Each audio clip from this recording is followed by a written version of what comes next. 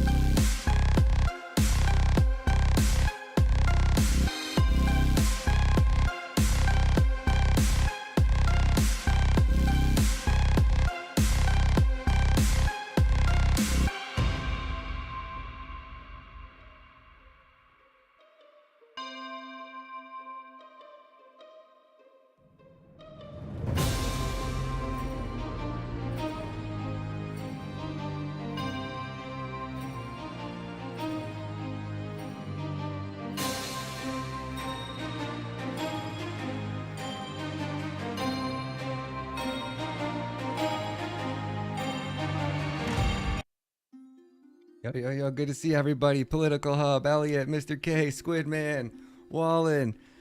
Good to see everybody. How you guys doing today? So we're going to get into it. I didn't have much time to record the intro, so I figured I'd just say it here. So this is going to be like a combination of what they're trying to do to Trump as far as what this, I forget his name, Jack Smith, the guy who's leading up the most recent Donald Trump witch hunt. And then we're going to hear the entire testimony of the quote-unquote grand jury that's supposed to be indicting Trump. So the beginning, we're going to probably do about, I don't know, like 15 or 20 minutes of going back and forth between, you know, how they're trying to basically set up Trump, how they're trying to corrupt the Justice Department, how they're trying to change laws and abuse their powers. They call it legal, I think it's called lawfare. Instead of like warfare, it's lawfare, where you abuse the justice system and use it to take down like a political opponent. So it's really good. Let's get right into it, guys. Thank you guys for hitting the like button. Thank you guys for showing up, and I'll be in the live chat with you the whole time, so let's get it. We're gonna start off with some Candace Owens, so she throws down right here. Is, in my opinion, absolutely despicable, and I think that we should be above that. To try to assign reality or any meaning to a homicidal maniac writing a manifesto, which, by the way, let the record show, also stated Spyro the Dragon, the child's cartoon, as a source of inspiration. He also cited Nelson Mandela as a source of information. I don't think that Nelson Mandela has inspired mosque shootings. You can correct me if you think I'm wrong. You would rather assign meaning to a homicidal maniac than to actually address the things that I said today that are actually harming Black America. Number one, father absence. Number two, the education system and the illiteracy rate. Illegal immigration ranks high, abortion ranks high, white supremacy and white nationalism, if I had to make a list again of 100 things, would not be on it. This hearing, in my opinion, is a farce, and it is ironic that you're sitting here and you're having 3 Caucasian people testify and tell you what their expertise are. Do I know what my expertise are? Black in America. I've been Black in America my whole life, all 30 years, and I can tell you that you guys have done the exact same thing every 4 years ahead of an election cycle, and it needs to stop. Thank you, Mr. Chairman. Mr. Matt Taibbi, a respected reporter who published much of the Twitter files, said, quote, Twitter's contact with FBI was constant and pervasive, as if it were a subsidiary. Now, I want to better understand why he would suggest that. Mr. Roth, while at Twitter, how many meetings did you have with the FBI? I couldn't say for sure, but I would More say than 10? That's a reasonable More than 20? estimate. I couldn't say for sure. More than 50? That seems a bit high. Many meetings with the FBI. Well, we know how many FBI agents worked at Twitter while you were there? I don't believe any active FBI Former agents. FBI agents. How many worked there while you were there? I'm aware of perhaps 2. Well, we know of at least 9 because they started the BU group chat, BU for Bureau.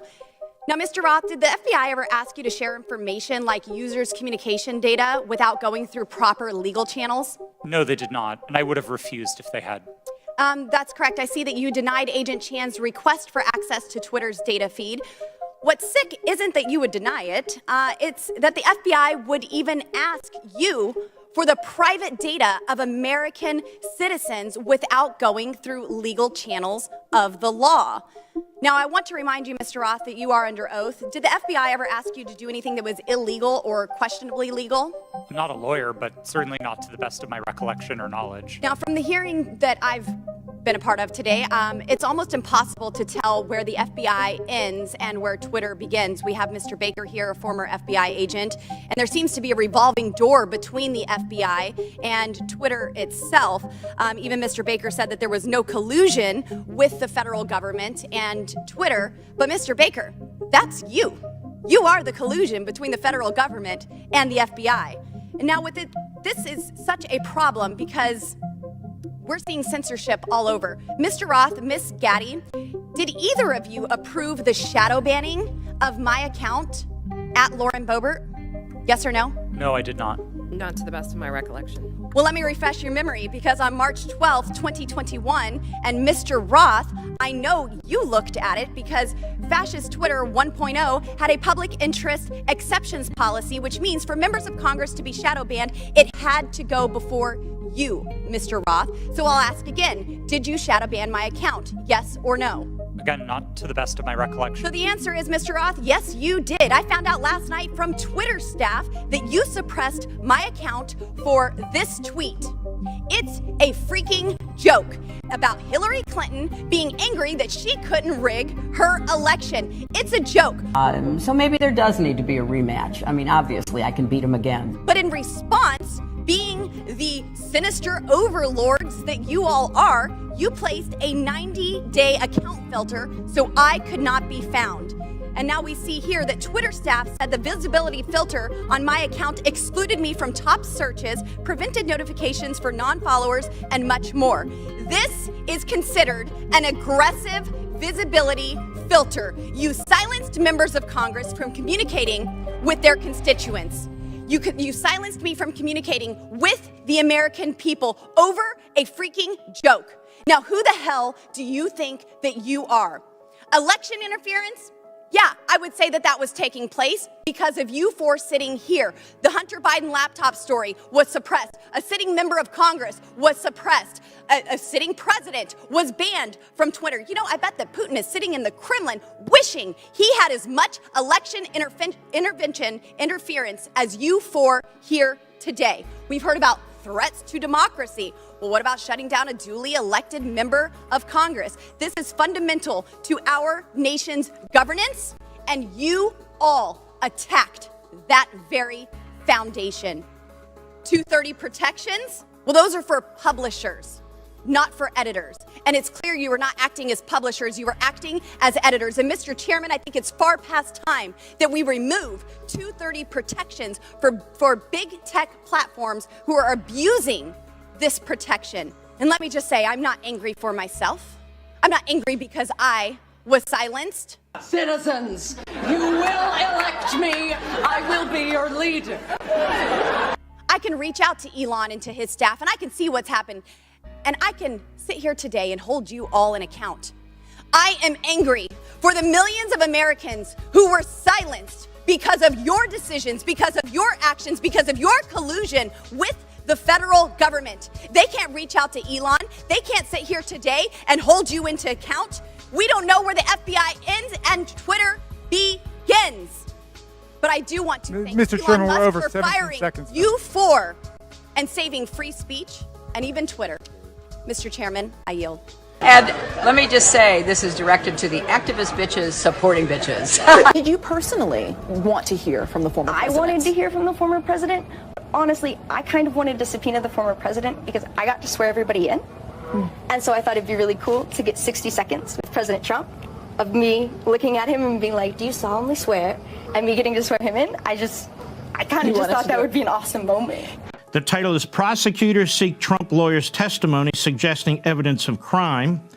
It says the Justice Department cited the crime fraud exception to attorney-client privilege in demanding testimony from a lawyer representing former President Trump in his documents case. Now, this may say, oh, Mark, for God's sakes, my eyes are glazing over, we're getting in the weeds. No. This is a fundamental right. Have you ever had a lawyer, a divorce case, a contract case, a zoning case, any case? Well, you might one day. And are your communications with that lawyer going to be kept secret, or are they going to be made available to the government or to the other side? This is crucial. This gets to the bottom of the matter, does it not? Attorney-client privilege is protected under the Bill of Rights.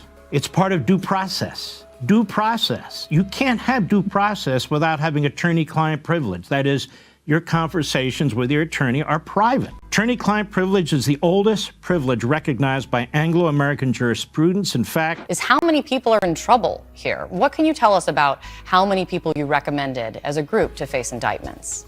Well, thank you for having me, first of all. And I'm hesitant to speak to something that the judge made a decision not to share. I don't know if everyone's aware of this, but there was a hearing about what parts of the report should and should not be published in its various forms, and the sections that were removed were consciously chosen to be removed, and I don't want to say I have better judgment than the judge. I've got evidence here that basically this is a ruse, that in fact the client is using the attorney to perpetrate an ongoing crime and fraud. But what's going on in the Donald Trump documents case? Is he using an attorney to perpetuate an ongoing crime or fraud, to obstruct justice? So I decided, let me take a closer look at this guy, Jack Smith, who they brought in from The Hague to appoint a special counsel to investigate Donald Trump on the document matters on January 6. Merrick Garland touted this guy. He's had 2 huge fails in his career as head of the public integrity section of the criminal division before they shipped him off to The Hague. Let me talk to you about one first.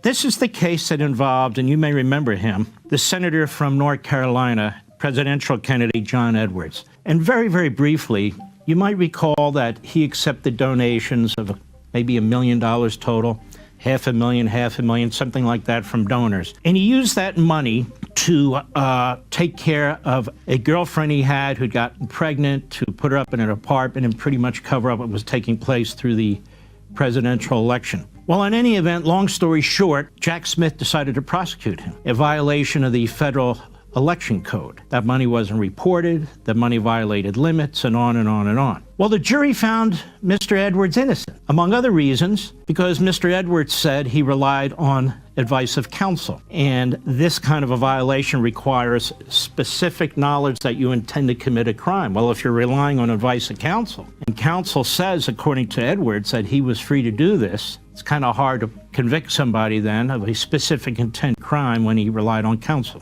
So what's this all about? Obstruction of justice is a specific intent crime. You have to know that you're intending to obstruct a grand jury, a jury, that you're intending to obstruct justice, that you're intending to commit a fraud or a crime. And the conviction is beyond a reasonable doubt.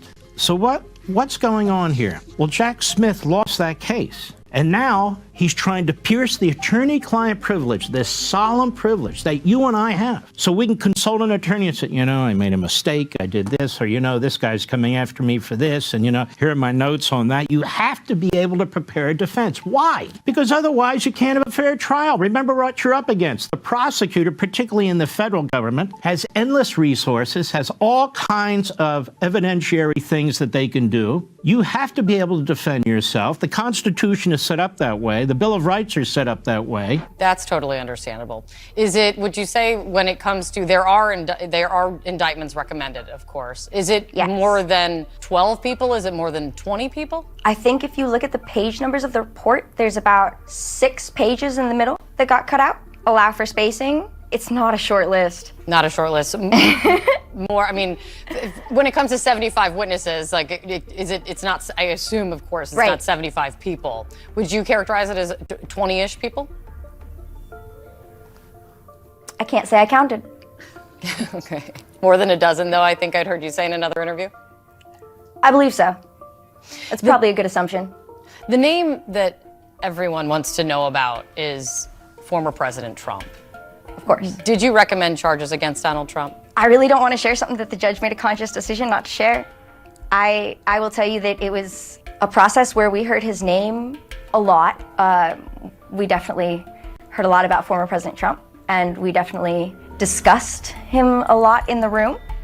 And I will say that when this list comes out, there are no major plot twists waiting for you. You're not supposed to be handing the prosecution all your information.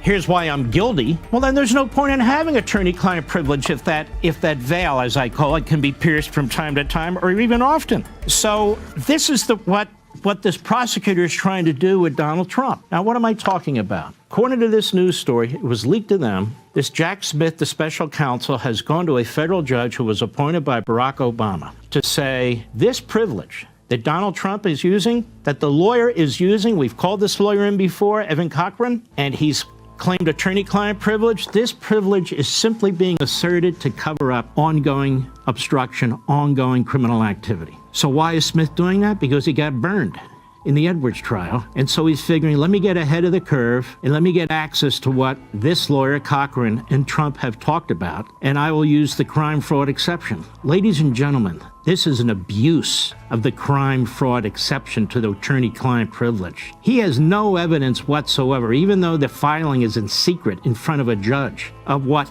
Donald Trump and this lawyer discussed. Unless, of course, he's violated attorney-client privilege with other lawyers who are surrounding Donald Trump. So far, Mr. Smith has called in 3 lawyers in front of his grand jury that represent Donald Trump in the documents case. 2 of them have already testified.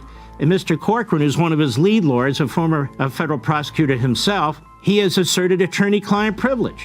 You know, it's interesting. That just raises more questions of I know, I'm sorry. No, please do not apologize. I'm very appreciative of your time. When you say there's no plot twists and, people won't be shocked, people are gonna hear that and they're gonna think that means that Donald Trump is definitely on that list. I know it's delicate, but can you speak to that?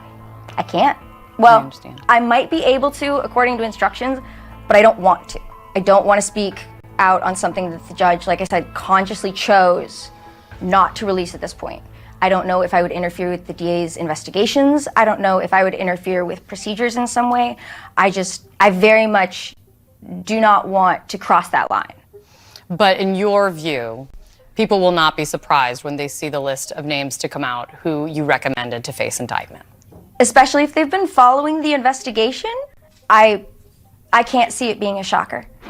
And so what Mr. Smith is trying to do is break that down and get a left-wing judge who's ruled against Donald Trump on every single privilege claim Donald Trump has made in federal district court in Washington, D.C., to do exactly the same. So Donald Trump won't be able to defend himself. Now, that's appalling, and that's the problem. What else about this prosecutor do we know? When he was head of the Public Integrity Section, he oversaw the prosecution of former Virginia Governor, Republican, Bob McDonnell. Bob McDonnell was an extremely popular governor, but they used the bribery statute in Virginia, which is quite broad. They used it against Bob McDonnell, saying that he took gifts in exchange for meetings and that sort of thing, and he applied an extremely nebulous and broad interpretation to what official action is under the statute. Well, the trial judge, the federal district judge in Virginia, said it's fine. So under the reinterpretation of the bribery statute in Virginia, the former governor was found guilty. He was sentenced to 2 years in prison. And before he went to prison, he said, I need to appeal this. He appealed it to the Fourth Circuit Court of Appeals that said, we'll take a pass. We're not interested. Then they appealed it to the United States Supreme Court that said, well, we won't take a pass. We are interested. And thank goodness they did. They took up that case.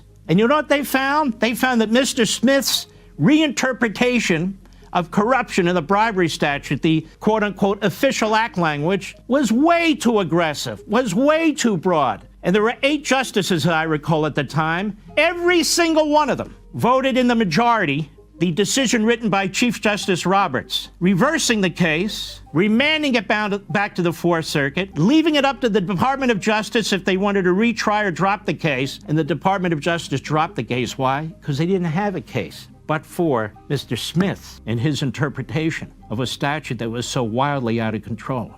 You know, Donald Trump put out a statement last week about the partial report that the judge did release, the pages that he did. And the way that he described it is he said that yet your report means total exoneration for him, is how he put it in his statement. What's your reaction to that, Emily?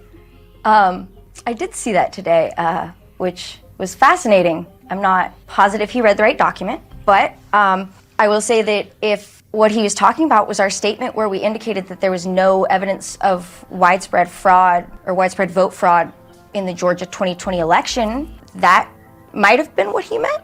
Other than that, I'm not positive what he meant by that. I'd be interested to know. I'm sure we will hear more from him after after it all comes out. You know, the portion of the final report that has been released, there's another portion. That part that you just talked about was of great interest to a lot of us, but also the other portion that obviously demands a lot of attention is also the portion, and I'll read this for everyone, where you all wrote, a majority of the grand jury believes that perjury may have been committed by one or more witnesses testifying before it. Is perjury the crime that you all believed was the main crime you all believe was committed? I wouldn't say that. I would say that it ended up included there because it was less pointed of a suggestion than some of the other things we may have written in the parts of the report the judge chose to keep confidential. Like less specific to a person? Right, right. I would say that we thought it was important to keep it separate as well. Okay, I will say that I thought it was important keep it separate as well, at least in my opinion, not anybody else's but mine, that there's a difference between the crimes we were called to investigate and crimes that were committed in the room. So Merrick Garland picks this guy after they had sent him off to The Hague to go after genocidal murders to bring him back after these two epic fails. And what does he do? He's got a wildly broad interpretation of obstruction, I can tell. I don't have to read tea leaves, I see what he's doing. And he wants to make an obstruction case, but he wants to violate a principle that applies to all of us when it comes to justice and lawyers, the attorney-client privilege. And it's in front of a judge who has ruled against President Trump every single time, an Obama judge. She is the judge that hears grand jury matters and motions related to it. And obviously the prosecution knows this. So I bring this up to you because with everything that's going on, it's getting lost in the static, but our civil liberties are being violated. How would you describe the strength of the evidence that was put before you? The strength of it? Was it clear-cut? We heard a lot of very compelling things. Like a lot of very compelling evidence. A lot of very interesting things, and things that we didn't expect. We discovered a lot as we went. Like, we know that you all heard at least one call that Donald Trump was on during this period. This is the infamous call that the whole world has heard as it was released when he was speaking to Georgia Secretary of State Brad Raffensperger. But in terms of just calls and recordings of calls, are there others of those? I can tell you I heard other phone calls. I don't think I could name all of them right now if I wanted to. After 75 witnesses in 8 months, it gets hard to keep all your bits straight. Other calls that Donald Trump was on? Yes. I'm positive I have heard the president on the phone more than once. Some of the big name witnesses who came before you, they really fought against coming before you. They didn't want to testify, but they were forced to. They were told by the judge that they needed to, like Mark Meadows, Donald Trump's former chief of staff. What stood out to you from his testimony?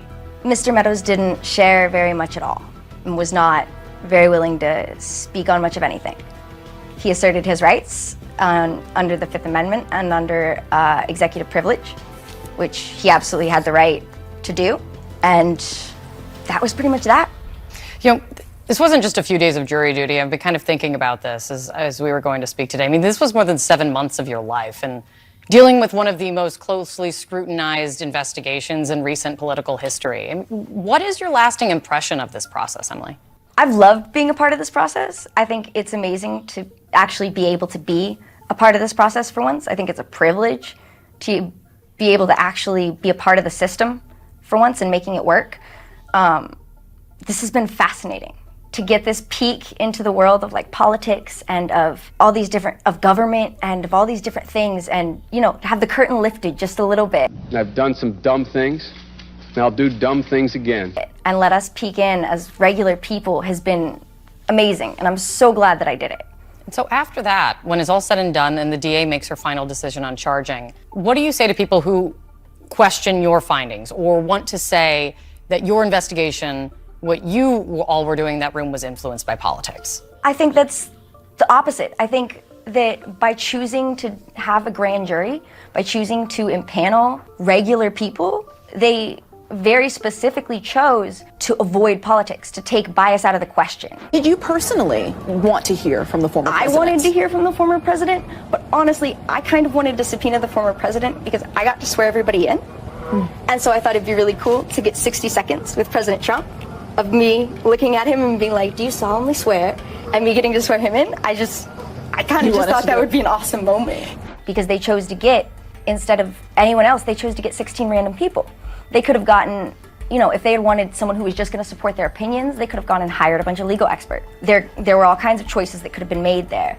But they chose to get a random sampling of the population of the area. And I think that speaks really strongly to them trying to avoid bias in any way and trying to avoid politics. After everything that you've seen, what would your reaction be if the DA decides against bringing any charges after what you've seen?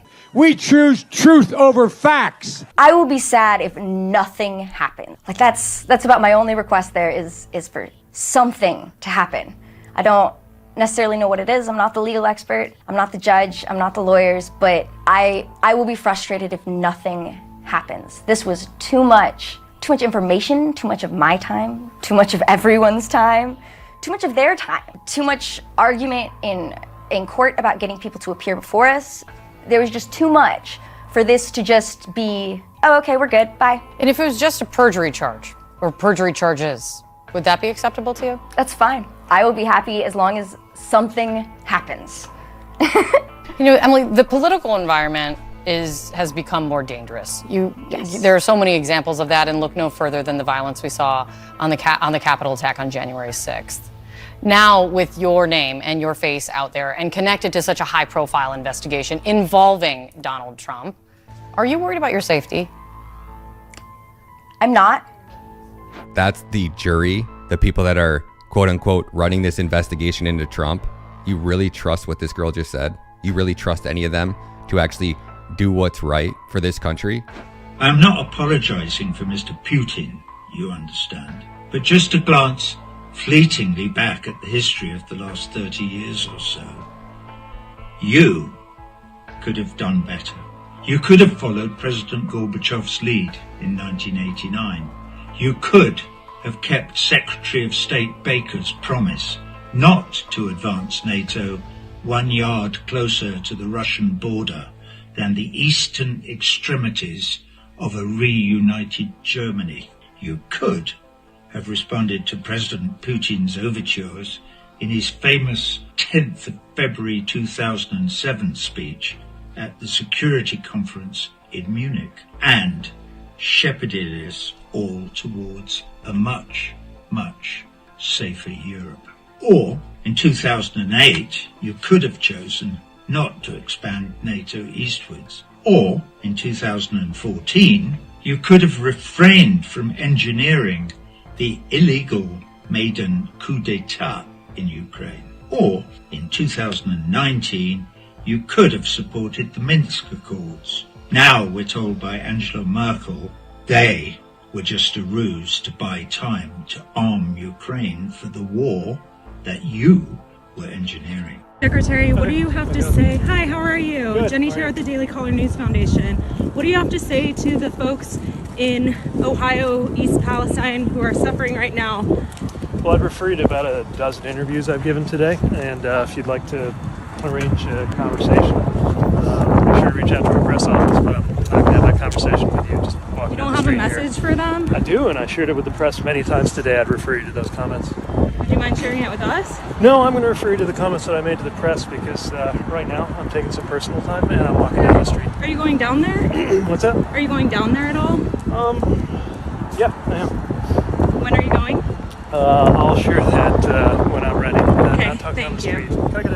Can I get a photo of you? Yeah. Now let's take a look at this speech from Putin, because this is really going to get hit home, and you're going to understand what Putin's fighting for and why he's fighting for his country. Listen to this. It's one of the best speeches I've heard in a long time. Извините меня, священное писание, главные книги всех других мировых религий. Там все сказано, в том числе то, что семья – это союз мужчины и женщины. Но и эти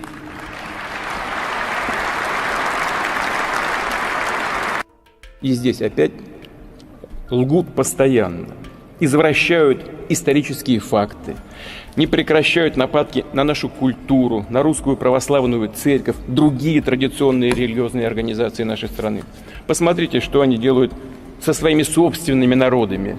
Разрушение семьи, культурной и национальной идентичности, извращение, издевательства над детьми вплоть до педофилии объявляются нормой их жизни. А священнослужители, священников принуждают благословлять однополые браки. Да Бог с ними, пускай что хотят, то и делают. Что здесь хочется сказать? Взрослые люди имеют право жить, как хотят. Мы к этому так и относились в России, и всегда к этому будем так относиться. Никто в частную жизнь не вторгается, и мы не собираемся этого делать. Но хочется им сказать, ну посмотрите, извините меня, священные писания, главные книги всех других мировых религий. Там все сказано, в том числе то, что семья – это союз мужчины и женщины. Но и эти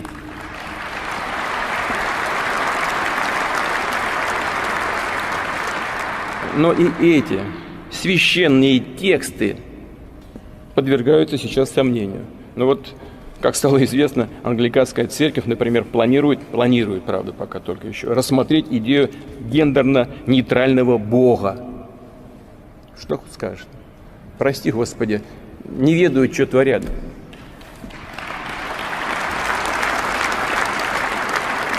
Миллионы людей на Западе понимают, что их ведут к настоящей духовной катастрофе. Элиты, ну, прямо надо сказать, просто сходят с ума, и это, похоже, уже не лечится. Но это их проблемы, как я уже сказал, а мы обязаны защитить наших детей. И мы сделаем это, защитим наших детей от деградации и вырождения. Do you guys understand what just happened there? Do you understand what Putin and his country are fighting for? I by no means support war, but listen, let's just go over a few of those highlights really quick. You see what they do to their own people, the destruction of the family, culture, and national identity. Previsions, mockery of children, and pedophilia are declared normal, the norm of their life. God with them, let them do what they want. What do I want to say here? Adults have the right to live as they want. We have always thought this in Russia, and we always will. No one will invade private life. We are not going to do this. But I want to tell them, look at the Holy Scripture, the main book of all world religions. Everything is said there, including that family is union of man and woman. These are the sacred texts that are now in doubt. As it became known, the Anglican Church, for example, plans to consider the idea of a gender-neutral God. What can we say? Forgive us, Lord. They do not know what they do. Millions of people in the West understand that they are leading a real spiritual disaster. The elite directly, I must say, go crazy. It seems that they can no longer be treated. But these are their problems. As I said, I must protect and we must protect our children. And we will do this, protect our children from degenerations of degenerates. So it's crazy to see like what NATO was doing and how NATO kept moving closer and closer and advancing closer and closer and closer to Russia, till Russia finally said no more, right? They're trying to force the LGBTQ garbage down their citizens' throats. What does that do? It disrupts their culture. It divides, and it's designed to do exactly that. And that's exactly what they're allowing happening in the United States. Putin stood up because he was a real leader, exactly what Trump was doing for us. And Putin is more of a leader than Biden will ever be, period. And I'm not pro-Putin, I'm not pro-Russia, I'm not pro-anything. I'm pro-saving American lives and putting an end to this war, period. And it's disgusting that Biden and these criminals are trying to force us into World War III with a country that wanted nothing to do with it. All Putin was doing was protecting his borders and protecting his citizens and fighting for the children and the people of his country, unlike Biden. Now Biden wants to send us into a nuclear war. It's unacceptable. Check this out. Says the war in Ukraine has put an end to globalization as we know it. Larry Fink is the chief executive of BlackRock. Countries and businesses are cutting ties with Russia. They're also imposing sanctions against the country, including cutting off its central bank from its foreign reserves. Fink predicts that with Russia's decoupling from the world, governments and companies will reevaluate their supply chains and even reconsider their dependency on other nations. See, the truth is slowly going to come out about what's really going on. And what's really going on is this. The Ukraine has been the center of the globalists for decades and decades and decades, 70 years at least. CIA which is not a good organization. They're the implementers of deep state, let's say. They've been working in the Ukraine for 70 years, building up a resistance to everybody and everything. Why? Because they needed to bring the Soviet Union down, but they also want the resources that are in the Ukraine. That's what this is all about. Particularly Eastern Ukraine, massive natural resources that CIA goes in, gets control of, and American business interests, and they're not business, they're just robber barons. They're not legitimate businessmen, they just want to steal, and that's what goes on. And so they're taking that away from Russia and the Ukraine. And on top of that, it's the center of the deep state. And so by Vlad Putin going in, he's cutting the head off the snake. Once the head comes off, the whole beast will die. So that's what's actually going on, folks. So please, they are going to tell you their stories about possible nuclear war, and Vlad's the bad man. This is the war with Russia that they wanted with Hillary Clinton as president. Because she lost, the whole war against Russia was postponed. This is the plan they always had. This has been in the works going back to at least 2015, 2016. It was somewhat set back by the election of Donald Trump in the United States because Trump was not a globalist, but he was opposed to many of these schemes. What we're seeing now is a merger of the Great Reset, the Green New Deal, the policies on COVID, and a number of other aspects of government policy, which is being directed not on behalf of sovereign governments, but against sovereign governments. And this is why we're seeing the situation in Ukraine. And what is Russia's crime? Putin has asked for 20 years for security guarantees for Russia. And these guarantees include no further eastward expansion of NATO, which was promised to Gorbachev in 1990, which was promised again to Yeltsin in 1994. And yet NATO keeps moving to the very borders of Russia. Now they're talking about, as Zelensky, the president of Ukraine, did at the Munich Security Conference, that Ukraine has a right to develop nuclear weapons. And for Putin, Russia's security is directly threatened by two aspects of the Ukraine situation. The corruption, which includes prominent Nazis in positions of the defense and security forces of Ukraine. The European Union actually acknowledged in 2018 that the defense and security forces of Ukraine were heavily infiltrated by neo-Nazis, marching behind the banners of the Ukrainian SS, which joined Hitler in the 1940s. And when Putin said you need a denazification of Ukraine, he was called crazy. But the idea of a government, a corrupt government, being used not to defend the Ukrainian people's freedom and sovereignty. And I hate to see what's being done to the people of Ukraine right now in this war. But they are the cannon fodder for a NATO and US and British drive to bring down Russia and China. Why? Because they're the two leading powers in the world that oppose giving up sovereignty to this Green New Deal and the Great Reset. I don't have too many remedies. The remedies have to be discussed through dialogue by the stakeholders of our global system. But I just see the need for such a dialogue, and I see the need for action. I see the need for a Great Reset. To what extent would a reset be brought about by a change in the White House, the election of Joe Biden, for instance? I don't know. We shouldn't speculate about the outcome of the election. We will see beginning of November, and then we can, in any case, we can, and the World Economic Forum is very open and as an open platform to integrate everybody who is willing to address those issues in a spirit which means to exercise here true global citizenship. We, the American people, are getting lied to. Our children have no future with these warmongers in power. Every single American should be terrified. They should be upset. They should be standing up and they should be taking a stand. We want nothing to do with this war.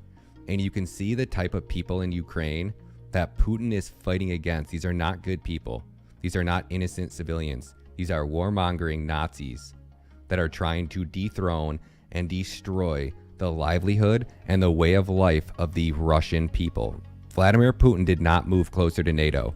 NATO has been provoking and instigating this war from the very, very beginning, and it's now it's time that the American people come together and we take a stand and we say enough is enough. If we have to take to the streets and protest to do so, we are not going to a nuclear war. And that's exactly what Zelensky's trying to push us into. Check this out. What's going on, guys? I guess since Pete Buttigieg, Joe Biden, the Democrat Party, and basically most of Washington, D.C. refuses to do their actual job, someone's got to step up and actually fill that void. So we are now boarded Trump Force One, waiting for the big guy, not the 10% big guy, just my big guy. And we're going to go to East Palestine, Ohio. We're going to meet with the people there. It seems like just Donald Trump actually announcing that he was going to go there in and of itself got finally FEMA to act after they said they weren't going to do anything, after they said, well, you know, it's not really our thing. Of course, it's never their thing, right? Guess what? Ukraine's not our thing either, and yet we're there giving them trillions, okay? So don't forget that. But at least it seems we pushed people to actually act for a change, to actually do their damn jobs.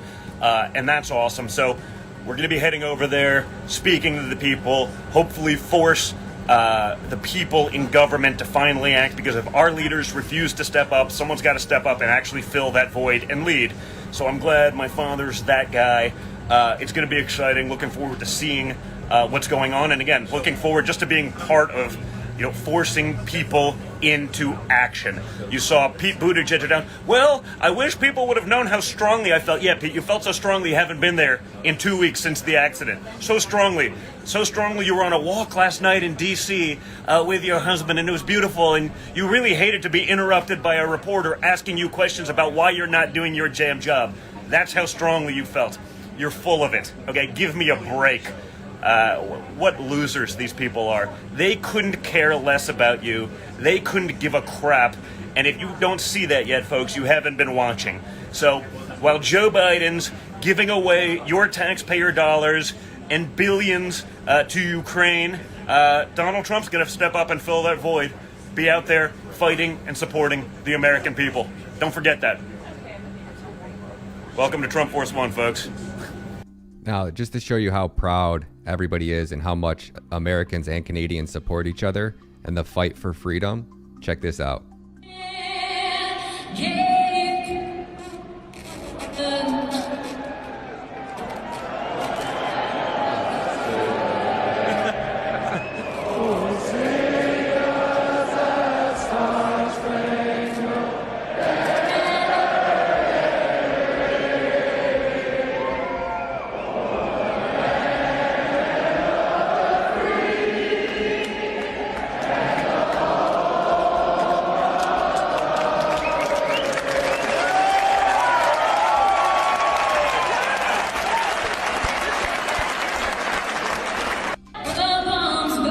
It's the American spirit, it's the American pride. It's what we're all fighting for. And any one of these corrupt politicians who think they're just going to take this away from us, they're sadly mistaken. That's because no amount of drugs is going to help a natural-born female outperform top male athletes.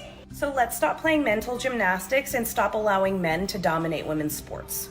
Will they pay any price, all these governments that misled their populations about closing schools and masks? And yes, I dare say vaccinating young people, for example, where in Denmark, it's very ill-advised to get a vaccine today if you're under 50 years of age. So how did I know, a non-doctor, a quote, non-expert, how did I know what the experts didn't know? Well, for one thing, I use common sense. I believe that nature or God has granted human beings the ability to think even if they're not experts. I don't claim to know as much about mitochondria as a doctor does, but I do claim to have at least as much common sense as a doctor does. And I utilized it, and I was not alone. And I read, and I read, and I read, and there were many doctors who spoke out, but they were, of course, accused of misinformation by groups that monitor these things, like the quote-unquote fact-checkers. You must draw conclusions from this. Some of us should be more trusted, and some should be less trusted after the fiasco known as the lockdowns and the masks and the rest. For all of you that say trust the government,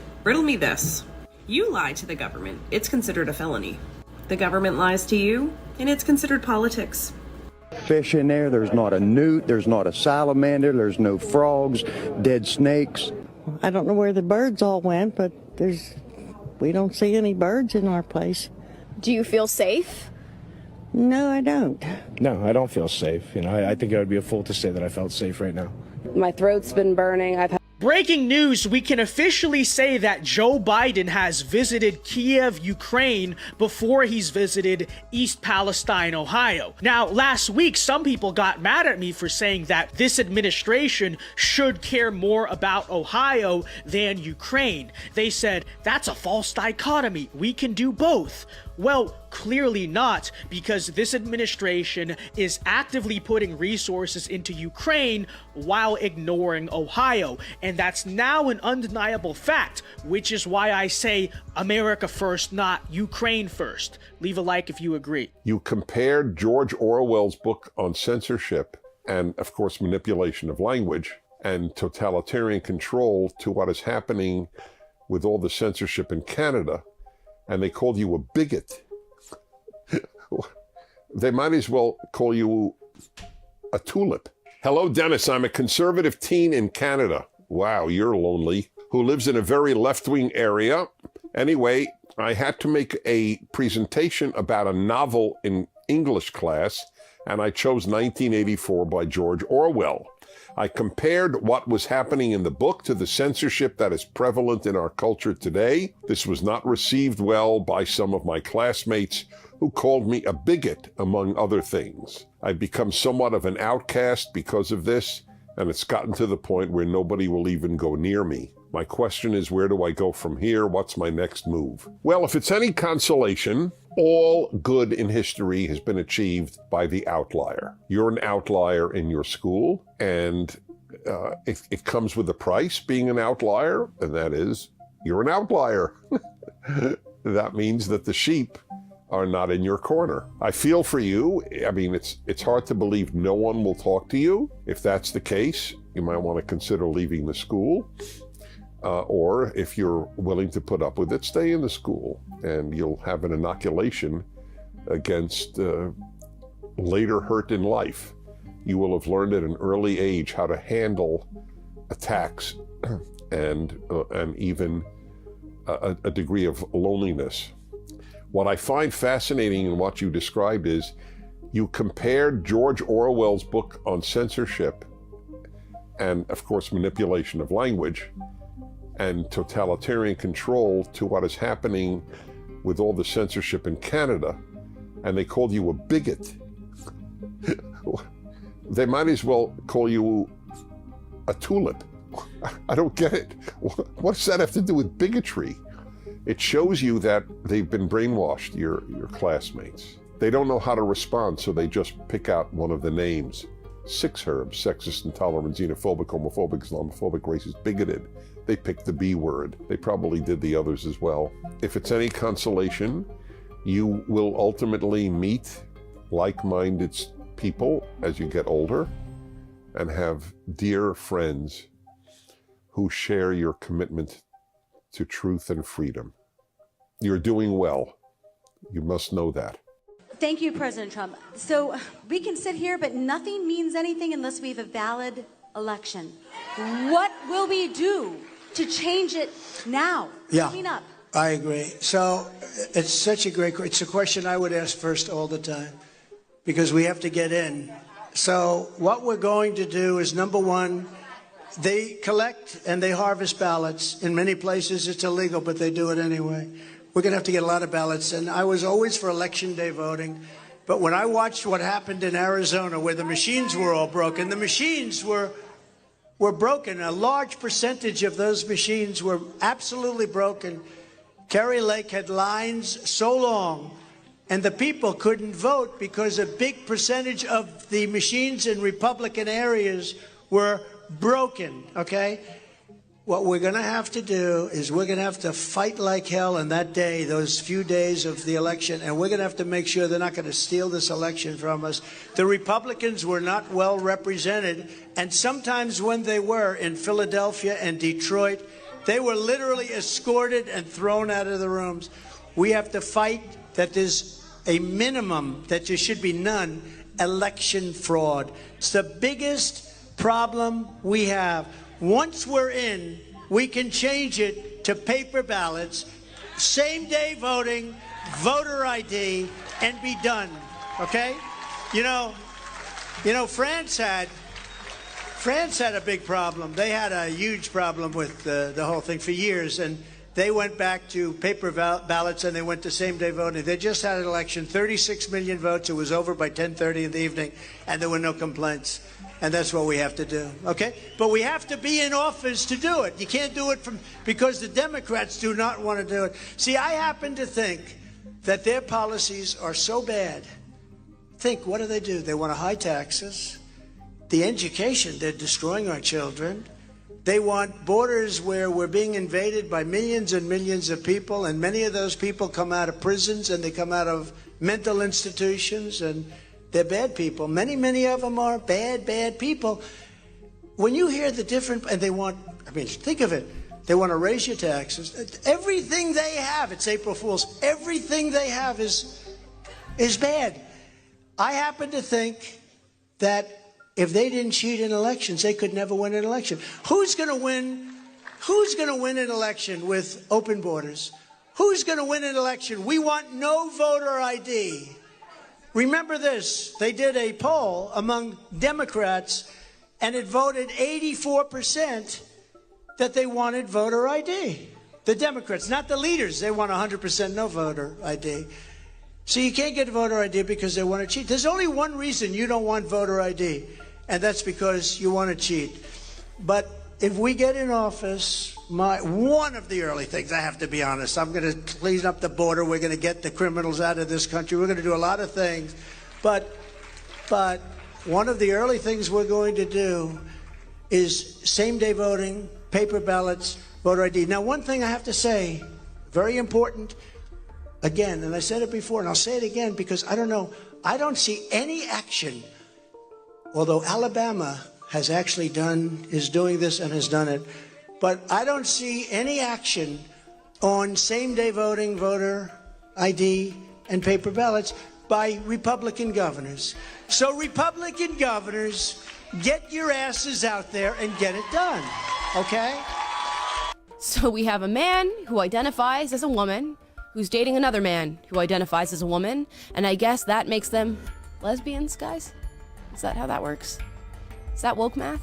I would think so. I am lost at this point. I mean, I have no words for that. We're all swimming through the bull on these stories. You guys are in the industry here in Hollywood. I've been in it a long time. I've been an actor for over 40 years now. And I said, you're the ones who always scream for tolerance. Always scream for freedom of speech, but it's a one-way street with them. That's right. And I don't harbor that anger and hate towards people on the left or people who have a different political point of view or have a non-religion, because everything's a faith-based movie. I hate calling them faith-based movies because if you're an atheist, that's an amazingly strong faith to believe in absolutely nothing. That's right. But it's a horrible way to go through life to not have any hope in your life. That's a sad way to go through it. And if anything, we need to pray for these people. But I look at this and go, I don't know why we just can't have open conversations anymore with all the anger and divisiveness. My wife joked the other day, she goes, I feel like the rapture's already happened when you look at the world. You look at the governments controlling us with fear. You look at the anger and the hate and the violence and the crime it's crazy the way not only we're running America right now, and we put these people in office that are just driving things crazy. Here's one of CNN's medical experts, Dr. Lena Wynn, saying what Rob and I have been telling you for the past 2.5 years. There's a huge difference between people that were hospitalized from COVID and people that were in the hospital having COVID. The true numbers are finally coming out, about 70 to 30%. Reporting both the total hospitalizations with COVID as well as the total hospitalizations with dexamethasone, which are the hospitalizations for which COVID is the primary cause. And they found that about 30% of the current hospitalizations are actually for COVID as opposed to 70% with COVID. So I think that's... There's a military term for this, a PSYOP, psychological operation, where those who got it wrong during COVID are pretending they got it right by switching the numbers around. Another term for this is called gaslighting. If you're cis and you won't date trans folks, you're a transphobe.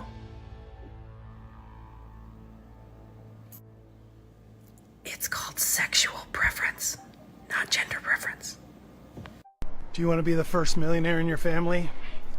Here are my 3 best tips to help you achieve it. Number 1, start investing early and often.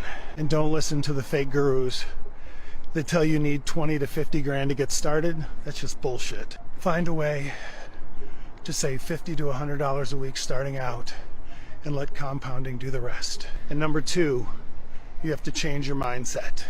When you get money, rather than thinking about what can I buy, think about how can I invest it. And number 3, swap out 3 time sucks, you know what they are, and use that time to learn 2 new skill sets.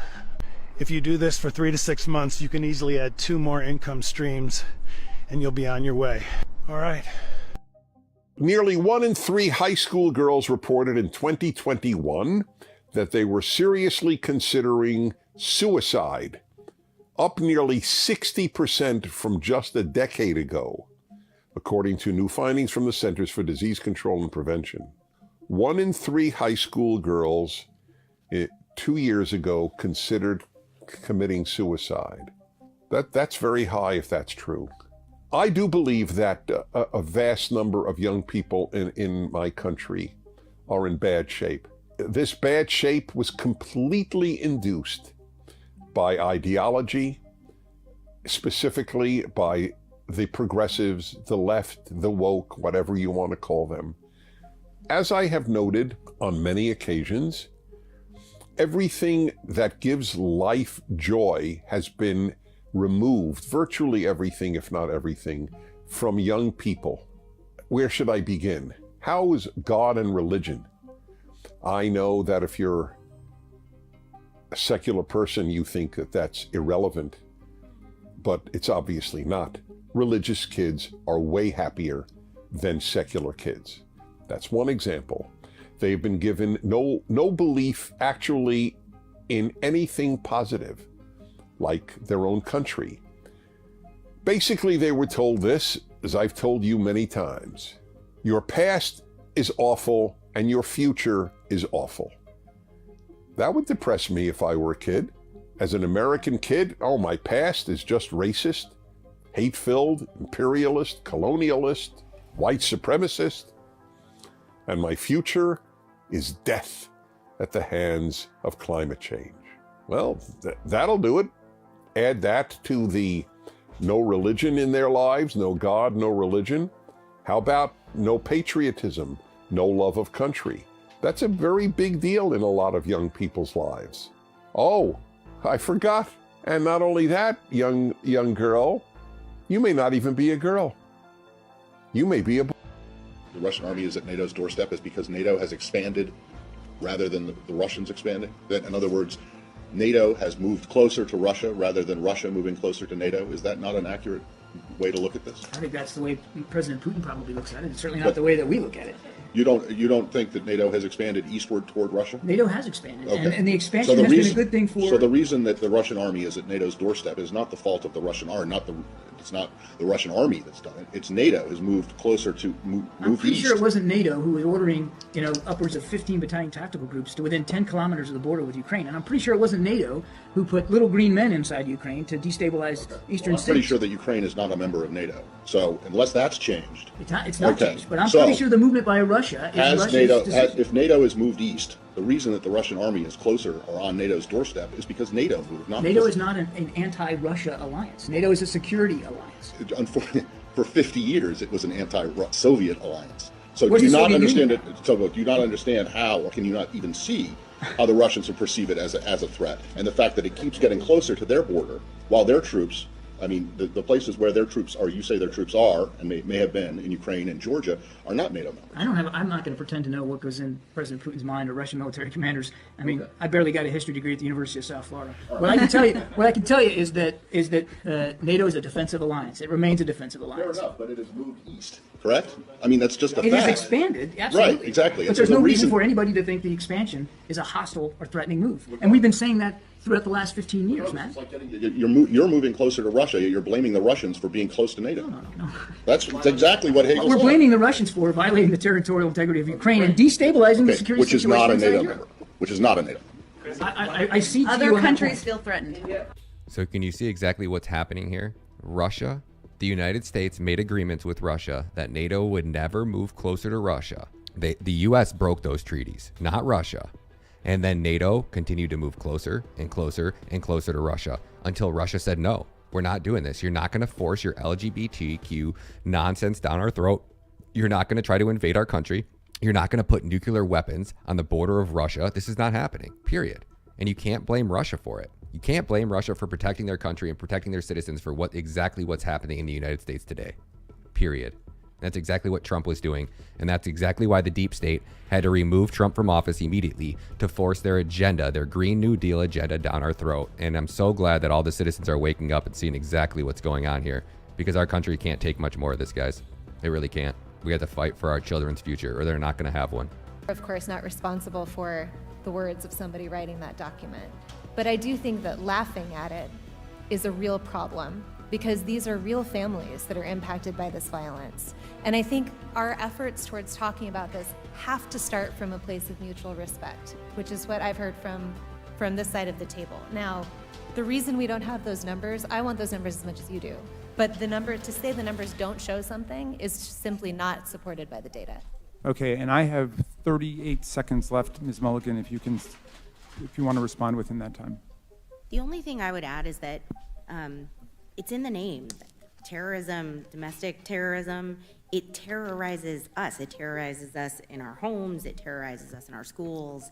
And to the points made by the other panelists, it is disproportionate to its impact on any individual life. Ms. Owens, obviously this is a gang up on you. You know, we're giving these witnesses the ability to do a rebuttal on you, and so you know, I find it unfair, Ms. Ballou.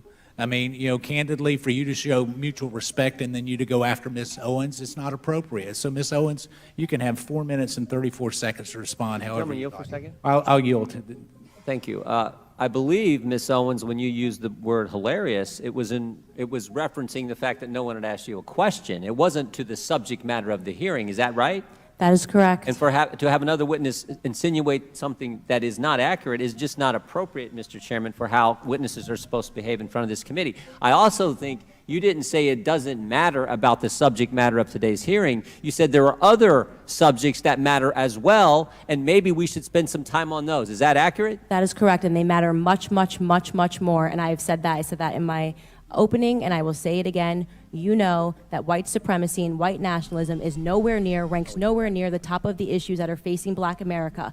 And the reason that you are bringing them up in this room is because it is an attempt to make the election all about race, as the Democrats Not in my case, Ms. Owens. I'm sorry. Please do not characterize my motive. Mr. Chairman, it's my time. Yeah, it's my time. You've got your time, Mr. Menendez. I'll give you 3 more seconds. Every 4 years, you bring up race, and you knew exactly what I meant when I said hilarious, and you just tried to do live what the media does all the time to Republicans, to our president, and to conservatives, which you tried to manipulate what I said to fit your narrative, okay?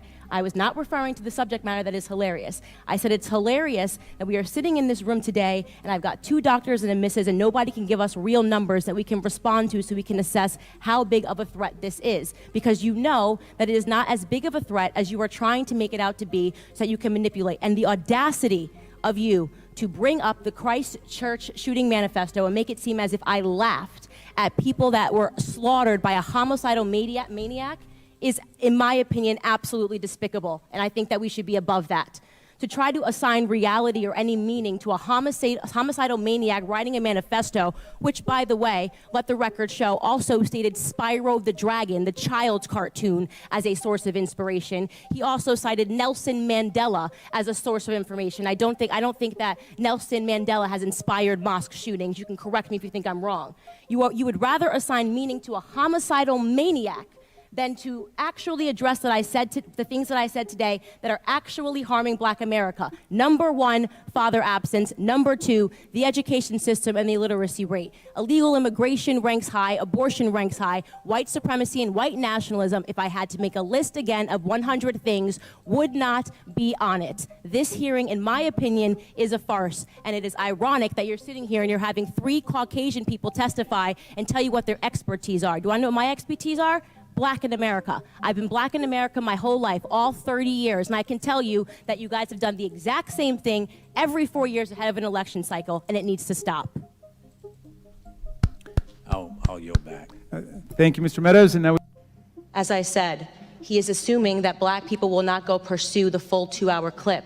And he purposefully he cut off, and you didn't hear the question that was asked of me. He's trying to present as if I was launching a defense of Hitler in Germany, when in fact, the question that was asked of me was pertaining to whether or not I believed that whether or not I believed in nationalism, and that nationalism was bad. And what I responded to was that I do not believe that we should be characterizing Hitler as a nationalist. He was a homicidal, psychopathic maniac that killed his own people. A nationalist would not kill their own people. That is exactly what I was referring to in the clip, and he purposely wanted to give you a cut-up similar to what they do to Donald Trump to create a different narrative. That was unbelievably dishonest, and he did not allow me to respond to it, which is worrisome and should tell you a lot about where people are today in terms of trying to drum up narratives.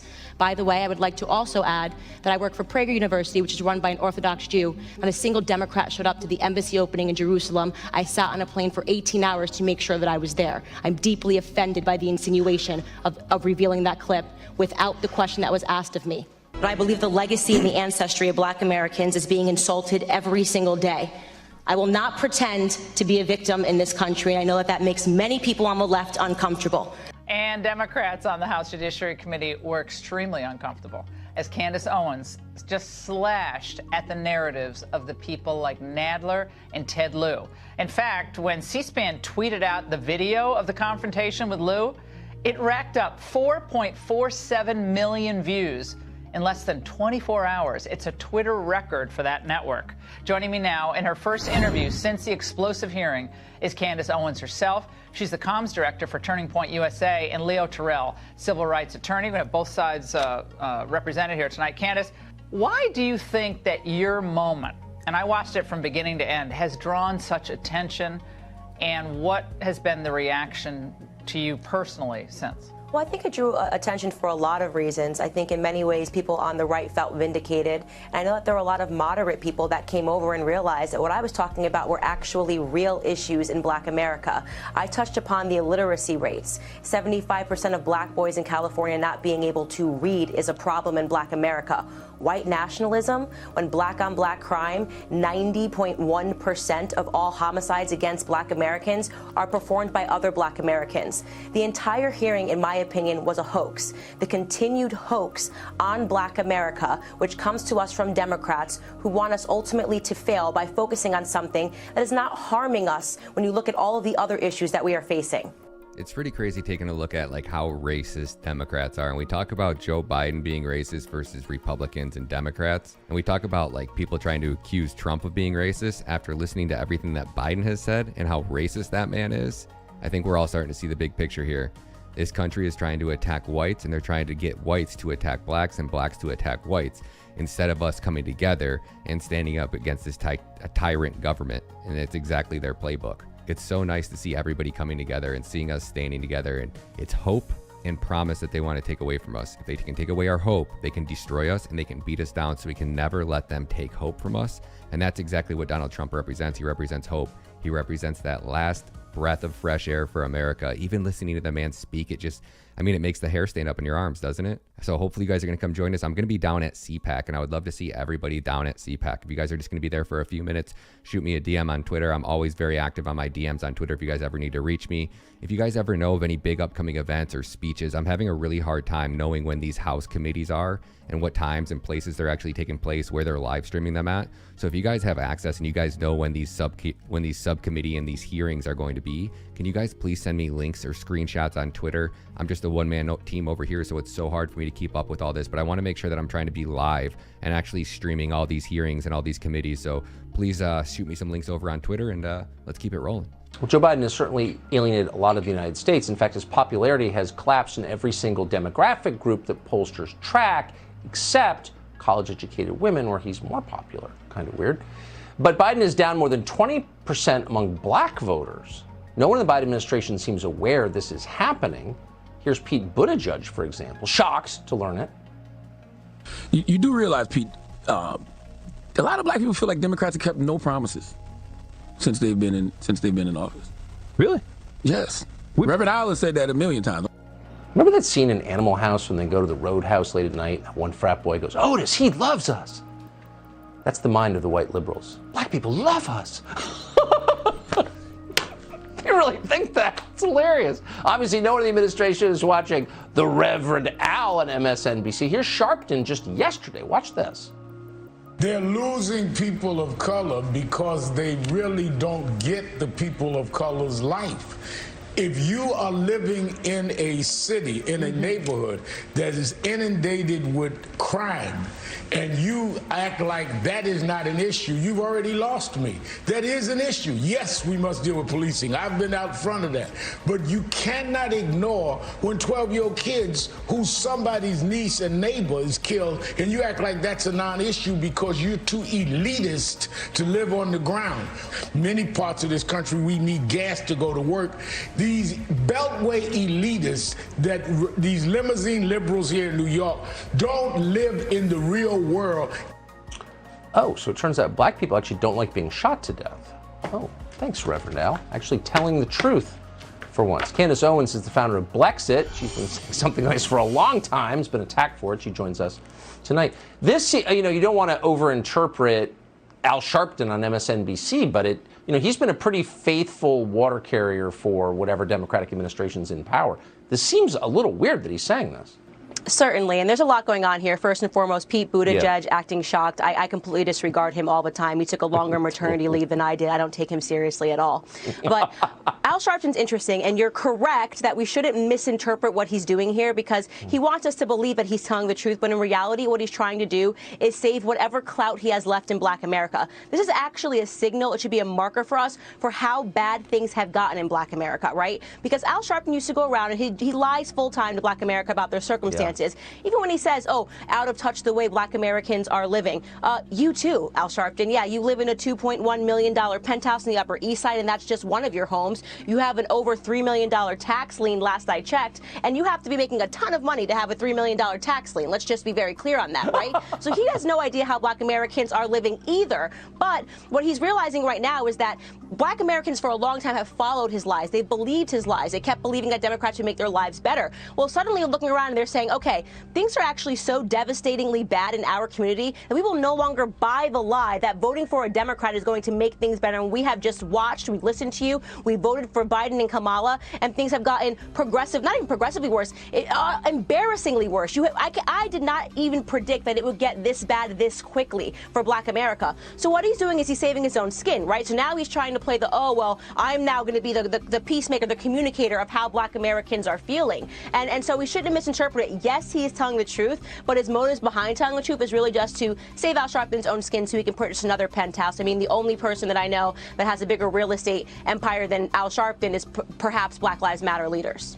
Wait, can I just ask you, a lot of the people who lecture us from some high moral pedestal don't pay their taxes, I've noticed. How do you wander around free with a $3 million tax debt? I mean, the rest of us kind of pay our taxes because we're afraid not to. Like, how does he get away with that? Right. He votes Democrat. That's it. I mean, it's pretty simple. If you vote Democrat, you're never held responsible for anything. How is Hunter Biden not in prison based on what's been put in his laptop? I mean, could any other person be doing drugs in a laptop and not be arrested and do the things that he's done regarding prostitution and drugs? No, but you vote Democrat. And if you're willing to vote for Democrats and do their bidding and bring voters to them, they'll look and pretend that you haven't done anything. And so it's sad, but that is the truth of the circumstances. They never have to pay for the things that they do. Yeah, it's discouraging to those of us who pay our taxes. Honestly, it really is. Candace Owens, appreciate your clarity, as always. Thank you. Thank you. Isn't Candace Owens just a breath of fresh air? I really wish she would run for office. I honestly can't think of somebody I'd rather vote for more than Candace Owens. My little man goes, what about Trump? Yeah, Trump, we're definitely voting for Trump. There is a lot of filth that goes on, a lot of sexual stuff that goes on. And backstage, there's a lot of nudity, sex, and drugs. So I don't think that this is an avenue you would want your child to explore. To actually get them involved in drag is extremely, extremely irresponsible on your part. And I understand you might want to look like you're with it, that you're cool, that you're woke, that you're not a Nazi, that you're not a homophobe, whatever it may be. But you can raise your child to be just a normal, regular, everyday child without including them in gay, sexual things. I have no idea why you want drag queens to read books to your children. What in the hell has a drag queen ever done to make you have so much respect for them and admire them so much?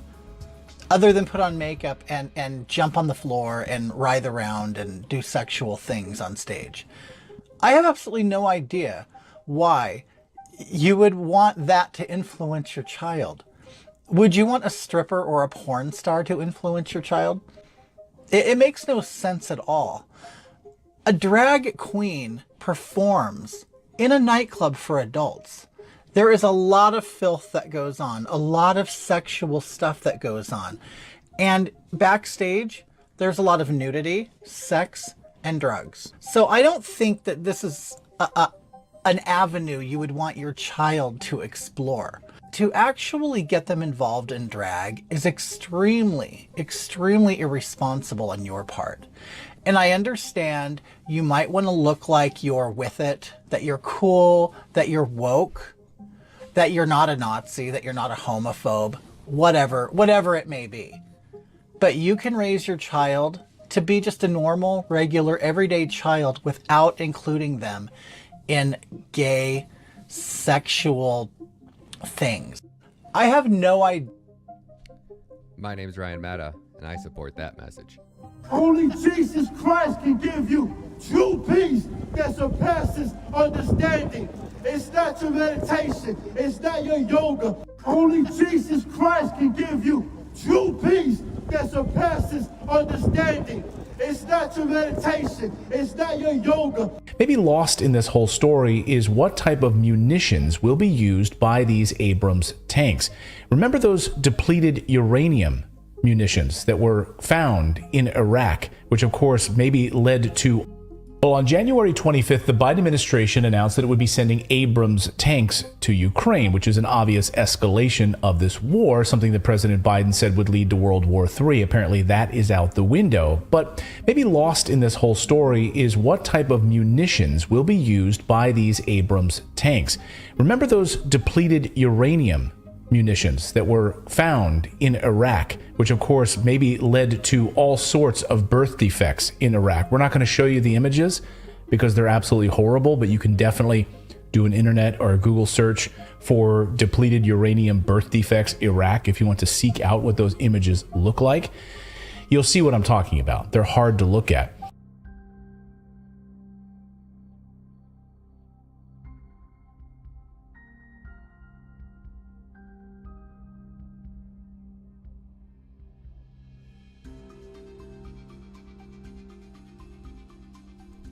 How about that now? There we go. Now we got audio on.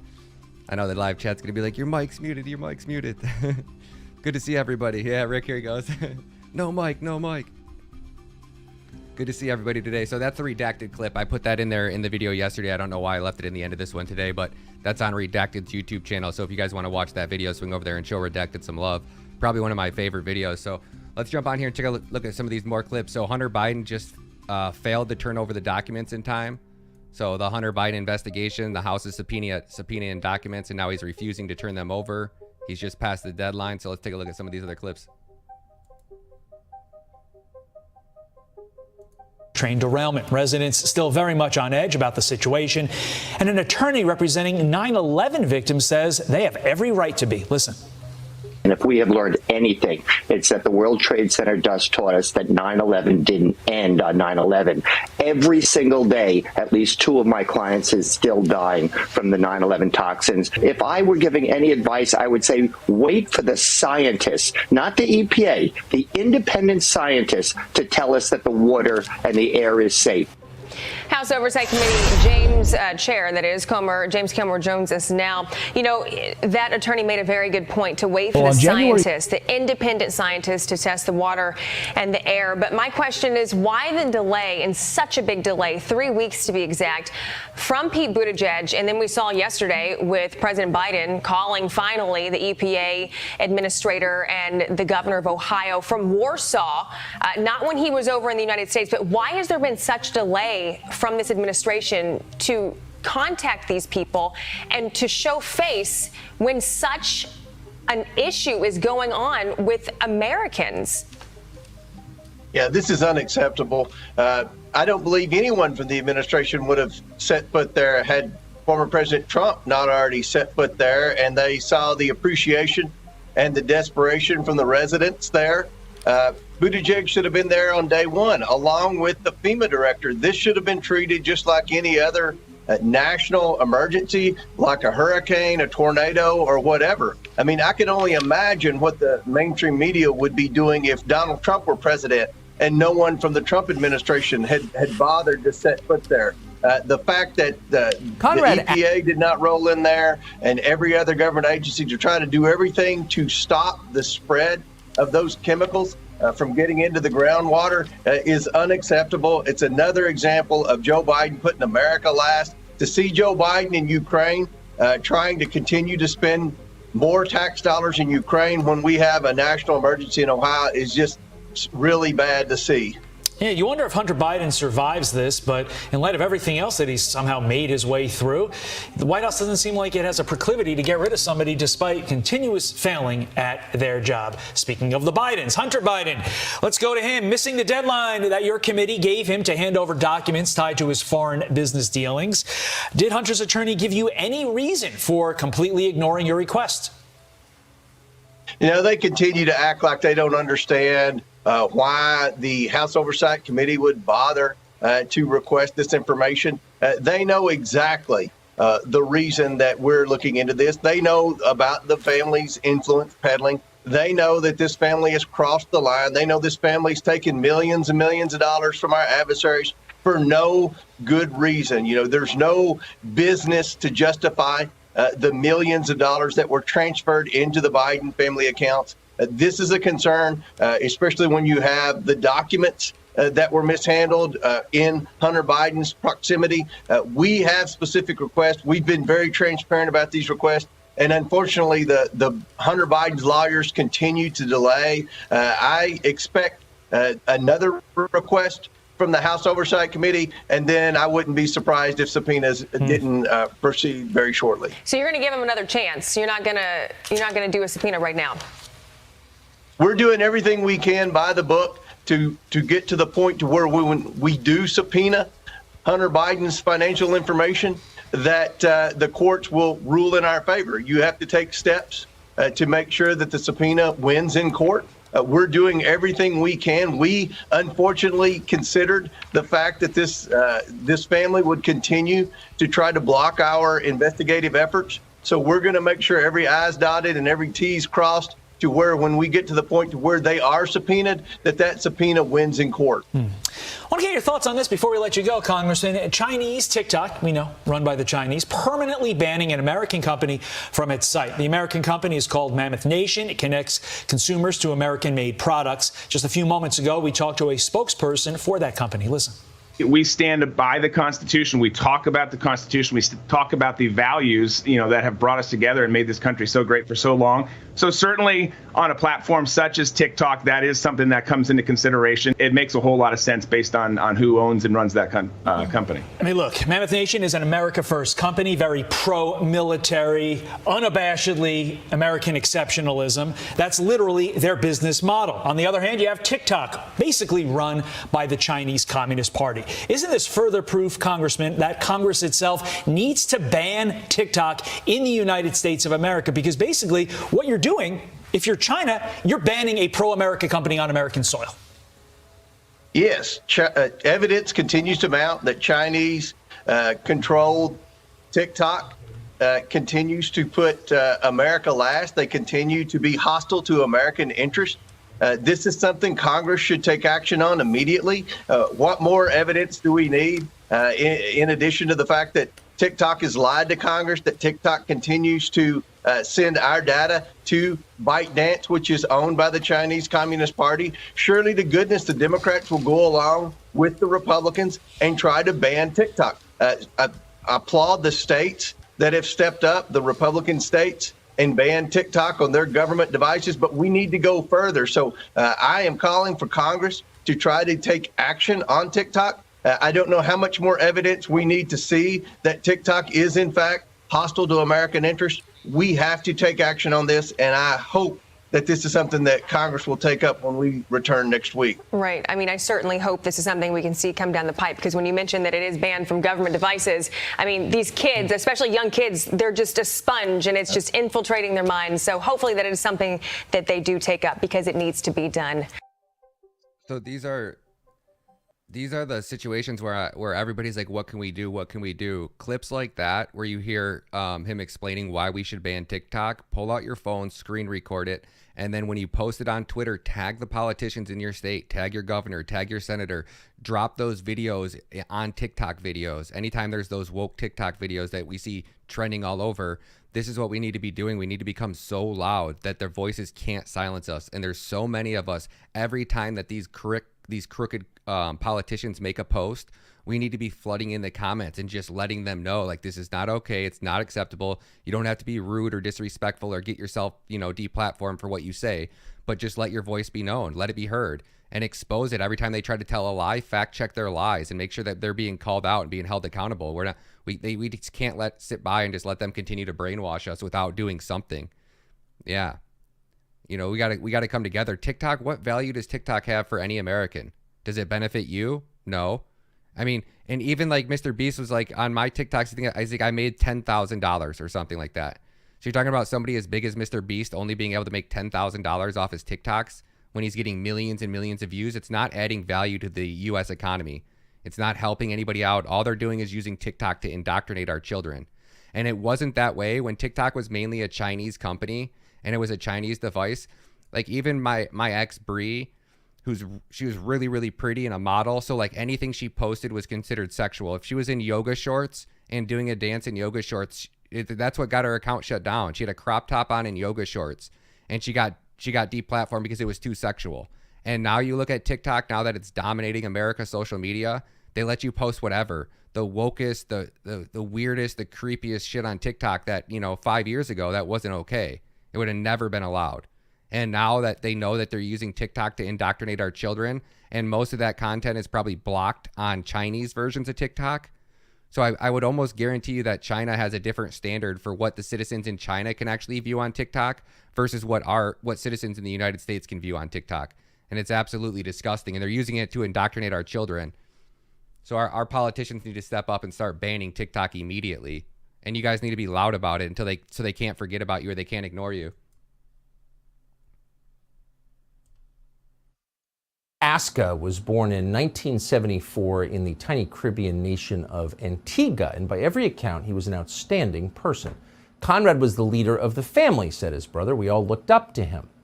Aska was certainly a man of deep religious faith, and we know that because his final words in the second before his death were, quote, "Lord, you now have my soul." Imagine saying that as your final sentence. But his death is a scandal. The reason he died is a scandal, and many in the aviation industry know about it, but it is never mentioned in public. So we thought we would tell you because there are lessons in his death for all of us who travel commercially. In February of 2019, Aska was the first officer piloting an Amazon Prime cargo jet for a contractor called Atlas Air. They were flying a Boeing 767. As it approached Houston Airport, Aska assumed full control of the plane. Seconds later, while attempting to apply the speed brakes to land, Aska accidentally pressed a switch that put the plane into go-around mode, and that gave the plane an unexpected jolt of thrust. In response to this unexpected jolt, Aska panicked. Instead of checking his instruments to figure out what was going on, he pushed down hard on the control yoke. He pushed as hard as he could, and then the plane nosedived through the clouds and right into the water. The plane was obliterated on impact. It killed him, his co-pilot, and another pilot who was just hitching a ride. So it was obvious from those facts alone that Conrad Aska, decent man though he was, should not have been in control of an airplane. And his personnel records confirm that strongly. Before he started flying 767s for Amazon and Atlas Air, he had been a pilot for 7 different airlines, including Mesa Airlines. Several instructors at Mesa reported that Aska was often overwhelmed in the cockpit, as he was on the day he died. One pilot later told the NTSB that in emergencies, ASCA, quote, became extremely anxious and would start pushing a lot of buttons without thinking about what he was pushing, just to be doing something. To be clear, for a pilot, that can be deadly, and it was. Atlas Air says it was not aware of any of this when it hired ASCA. But once he arrived at Atlas Air, ASCA was so deficient in the simulator that all pilots have to train on that the company had to restart simulator training just for him. All of his other classmates had graduated.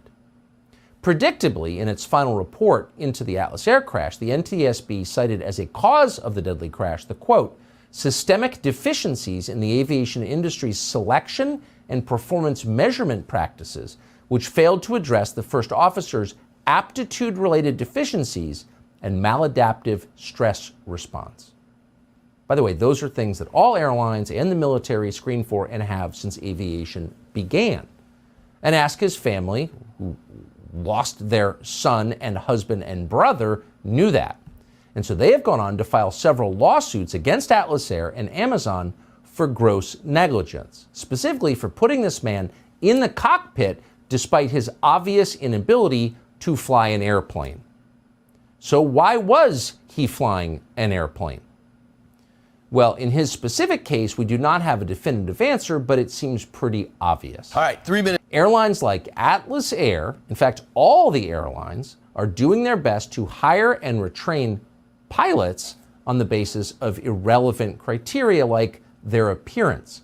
And your appearance, to restate, has nothing to do with your ability to fly an airplane or perform heart surgery or do anything. It's immaterial.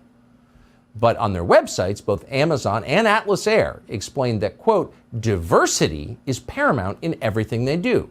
Here's from the Atlas Air website, quote, we leverage diversity, equity, and inclusion, DEI, as a business strategy and driver of innovation. We are guided by DEI philosophy. Oh yes, well, apparently you are. And look at the results. Amazon, of course, says the same thing. This is not an outlier. This is not just happening at Atlas Air. This is happening at every major carrier in the United States. Safety concerns ignored in favor of something called equity. Hiring by appearance, not by ability. This is insane. And in this case, it killed 3 people. United Airlines has promised that 50% of their new trainees will be, quote, women and minorities. Right. Not the best pilots, but people who look a certain way. Well, as we told you, in December, a United Boeing 777 bound for San Francisco came within seconds of hitting the ocean. It just dropped out of the sky. And the pilots, who apparently were not properly trained or hired for the wrong reasons on the basis of irrelevant criteria, were sent back to training. Thankfully, the hundreds of people on that plane survived. But this kind of thing is happening across the industry. Talk to anyone who works there. Talk to any working pilot right now. The airlines are in a mad scramble to meet equity targets, meaning they are pushing safety aside in favor of ideology. And people will die. People have died. It's going to happen again. This should stop. That should really terrify everybody. Does that not scare you to death? Thinking about that you want to be traveling to see your family and that this is what our country is doing? They are putting untrained, unresponsible, not fit for the job people into positions to fly a plane because of their race. That's absolutely disgusting. But what would you expect from the Bidens? You can't literally expect anything else except for the fact that they're trying to destroy this country. It's crazy, isn't it? Can't make this crap up. It's so sad, James. Wally, what's up, buddy? Good to see you. Frank, what up? D, good to see you. Fallen, what's up? Who else we got in here? Mr. K. Pickle Rick in the house. Michael, Michelle, Cody. Elizabeth, good to see you. Corn Pop. That Corn Pop's a bad dude. Potato Players. Says freedom, freedom, freedom. U.S. destroy many countries in the name of freedom. Yeah, you got that right, buddy. It's absolutely disgusting what our government's been doing to us. But we're not going to let it. We're not going to let up. We're not going to put up with it for much longer. That's for damn sure.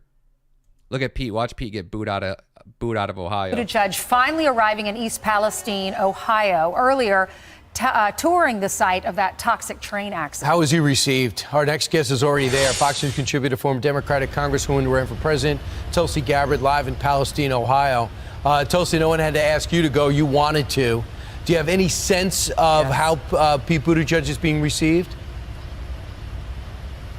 First of all, I haven't seen him around town yet. I saw a couple of big black SUVs driving by. But I want to say, first of all, that having been here the last couple of days, the people in East Palestine are incredible. With all of the adversity and challenges and very real concerns and fears they have, this community has come together. The surrounding towns have come together to support them, and their resilience and strength in the face of these challenges, not only with the disaster here, but the fact that it took 3 weeks for the Secretary of Transportation to come and see them. They are feeling like they have been forgotten, left behind, and begging for help. It points to the bigger problem that I see here is how the people here in East Palestine and other communities across the country are really viewed by those in the Biden administration as though there's some kind of annoyance or, okay, gosh, Secretary Buttigieg, finally, okay, I've got to go now because people are complaining that I didn't show up. It's just horrible because they deserve better. They deserve people like Secretary Buttigieg, President Biden, others to wake up thinking about what can I do for these people who are hurt and who are afraid and who are concerned for their children and their future. And unfortunately, they're not getting that. Yeah, and you've been there for 2 days. You arrived on Tuesday. You flew out on your own dime. I know later today you're going to talk to a vet who used to work for the railroad, and I'm sure he's got plenty to tell you. But you also have spoken to so many people there who, they don't trust the government when it comes to the testing of the water and the air, and they don't trust them because after that controlled burn, they just pretty much, as soon as it was cold, they put more dirt on it and opened up the railroad again.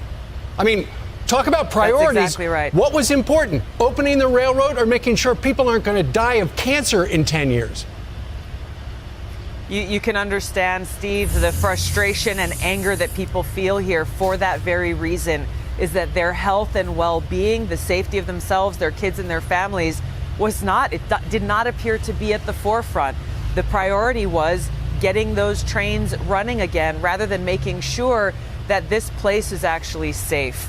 It is absolutely understandable why they're not trusting the EPA director and others who are telling them, trust the science, trust the data, trust us, it's safe. We're going to pop in and drink a glass of water and then leave. Meanwhile, they're wondering, hey, what happens when our kids are drinking this water every day for the next several years? Are there going to be long-term implications for the things that they may not even be testing for? We've got some experience of this in Hawaii. We had a major fuel leakage that impacted the water of a lot of military families in Hawaii. They were told, don't worry, nothing to see here. They started getting sick. Their kids were getting sick. Pets were dying. They were told, trust us, and clearly they shouldn't have. Yeah. Well, Tulsi, thank you for being there for the residents.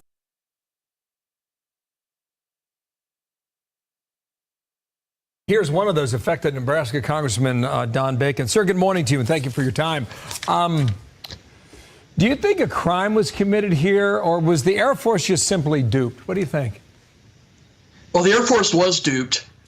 They thought we were requesting this information for our own careers, for resume building, and so forth. The Democrat organization, paid for by the Democratic campaign congressional committee, they were paid $110,000 to do this, but they used our Social Security numbers and other personal identification information to look like it was us making this request. So the Air Force was deceived. The real culprit here is the DCCC, who paid $110,000 to this due diligence firm who did identity theft to get this information.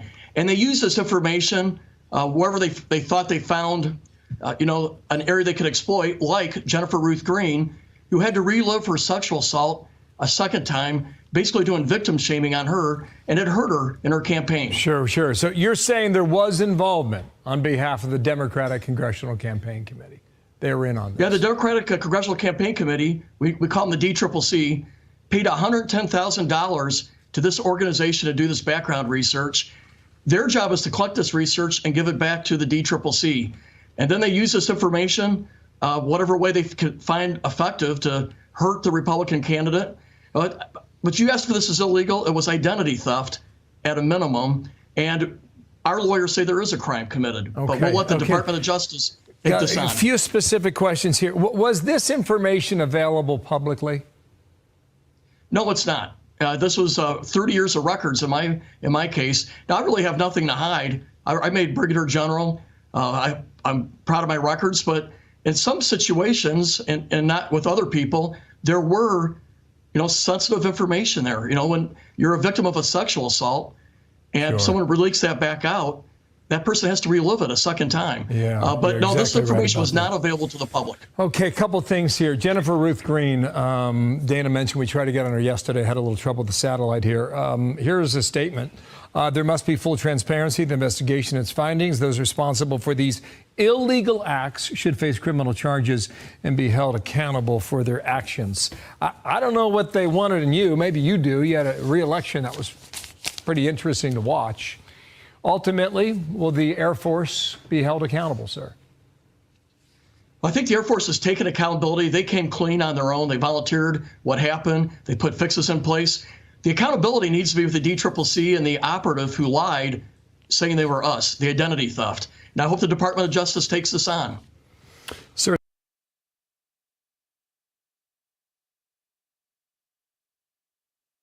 So this next clip we're going to play is going to be the controlled burn and how it was not a controlled burn. So anytime that this is, again, when you guys see videos like this, screen record them. And then anytime you're watching CNN or they post something on Twitter and they try to say it the controlled burn when it's planned, that's when you take a screen recording of this video and you share it in the comments and you just let the world know. All the Democrats that are watching that, a majority of Democrats now, like I said, every day I get more and more DMs from people saying, oh my gosh, I can't believe I voted for Biden.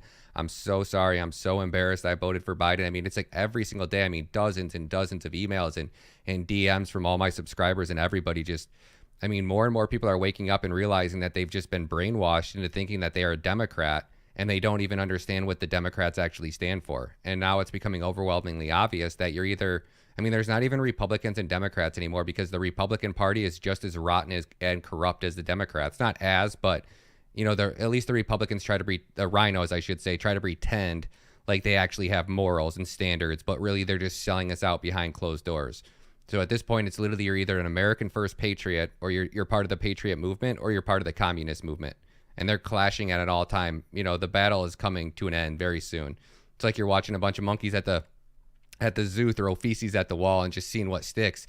It's like every day they have to create new chaos and they have to create new headline news stories to kind of keep the focus off this. And this is why I was asking everybody that's watching, if you guys know when these House Senate committee hearings are, can you please send me a screenshot on Twitter, just something simple saying, hey, Ryan, oversight committee on the Hunter Biden laptop is, March 15th at 3 p.m.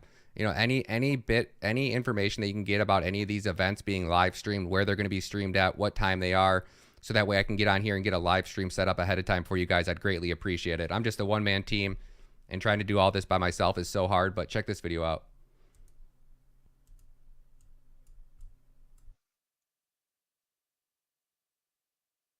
You were the guy that made all the decisions. Would you have done a controlled burn? Well, there's the lie. It wasn't a controlled burn, it was an uncontrolled burn. See, I'm a chemical engineer as well as a top health and safety guy. I've got undergraduate and graduate degrees in chemical engineering. You're the first actual expert that we've gotten to speak to.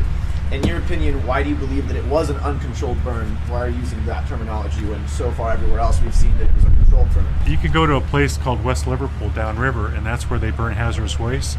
And in a hazardous waste situation, they very carefully control the temperature and the amount of oxygen so that they get complete combustion, right? It's time, temperature, and amount of the air-fuel ratio. There's no controlling of the amount of air that gets in there. That's why you saw all that soot. So it's not a controlled burn, because a controlled burn would have to be like in a furnace or in your car or some system where you control the fuel, in other words, the vinyl chloride and the amount of oxygen. So they didn't do that. So it's an uncontrolled burn. One of the worst ways to determine exposure in general is to smell it, because if you smell the odor, guess what? You're already exposed, right? How long have you been doing this? 30 years. I'm in most of the big named lawsuits as an exposure expert. It's a privilege. I get called in to try to figure some of this stuff out. So that's my job always, is what really happened, Pretty crazy, huh? So like it's like all the mainstream media does is lie to us and they brainwash us. Like if you're watching the mainstream media outside of Tucker Carlson, and in between us, I actually think that Fox News would love nothing more than to get rid of Tucker Carlson, to get rid of Dan Bongino, but the ratings are so high and their network depends on it. I mean, if Tucker Carlson left Fox News and Dan Bongino left Fox News permanently and they went to a competing news organization, Fox News would be in serious trouble. I think they'd go bankrupt within a few months. They can't keep up with the amount of staff. Nobody cares to watch. I mean, the 5 has some people on there, but I think it's because Tucker and other reporters give people more of a reason to go to Fox. Like, I don't ever pull out my phone. I'm like, oh, I'm going to see what the 5 did tonight, or I'm going to see what so-and-so did tonight. And so I'm like, oh, I'm going to watch Tucker. And then after I watch Tucker, I'm like, oh, I'm going to see what else is on. You know, I just kind of scroll around. But unless they catch me with a catchy thumbnail like Maria Bartimaeus, I mean, we all know what happened with in 2020. And the fact that Fox just sits here and just covers it up and doesn't make it headline news every single day kind of just blows your mind. Sean Hannity. Let's see what else we got on here.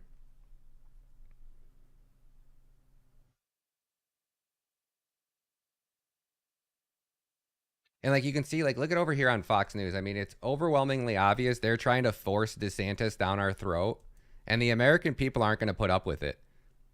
I'm getting sick of it. Like, I'm so sick of the fact that like they barely covered the Trump rallies until they started getting called out by Steve Bannon and all these other news networks. And it's like every day you get on here, you see something about DeSantis. Like, Fox News is the deep state, and they're going to try to brainwash America again into believing that, you know, that DeSantis is the good guy, you know, and he's not. He's a warmongering monster. A very busy news night tonight. Now, Trump on the ground in East Palestine, Ohio, something, by the way, neither Biden nor pothole Mayor Pete could ever find the time to do. Also, Joe Biden is falling up the stairs yet again to Air Force One. The only good news, he only fell once. He didn't fall 3 times like the last time. Anyway, we've got that video coming up. Also, here is Pothole Pete taking some personal time in Washington, D.C. after a pretty bizarre encounter with a journalist. We got that video for you. But our top story tonight involves a special grand jury in the great state of Georgia. They are now tasked with probing election interference accusations against former President Trump and his allies. Now, here's the problem. The grand jury's forewoman, a woman by the name of Emily Kors, has now embarked on what is a truly bizarre, potentially unethical, countrywide press tour. And to date, no one has been indicted in Georgia, and the investigation is supposed to be ongoing. That is not stopping Emily Kors from gushing about her experience in the grand jury.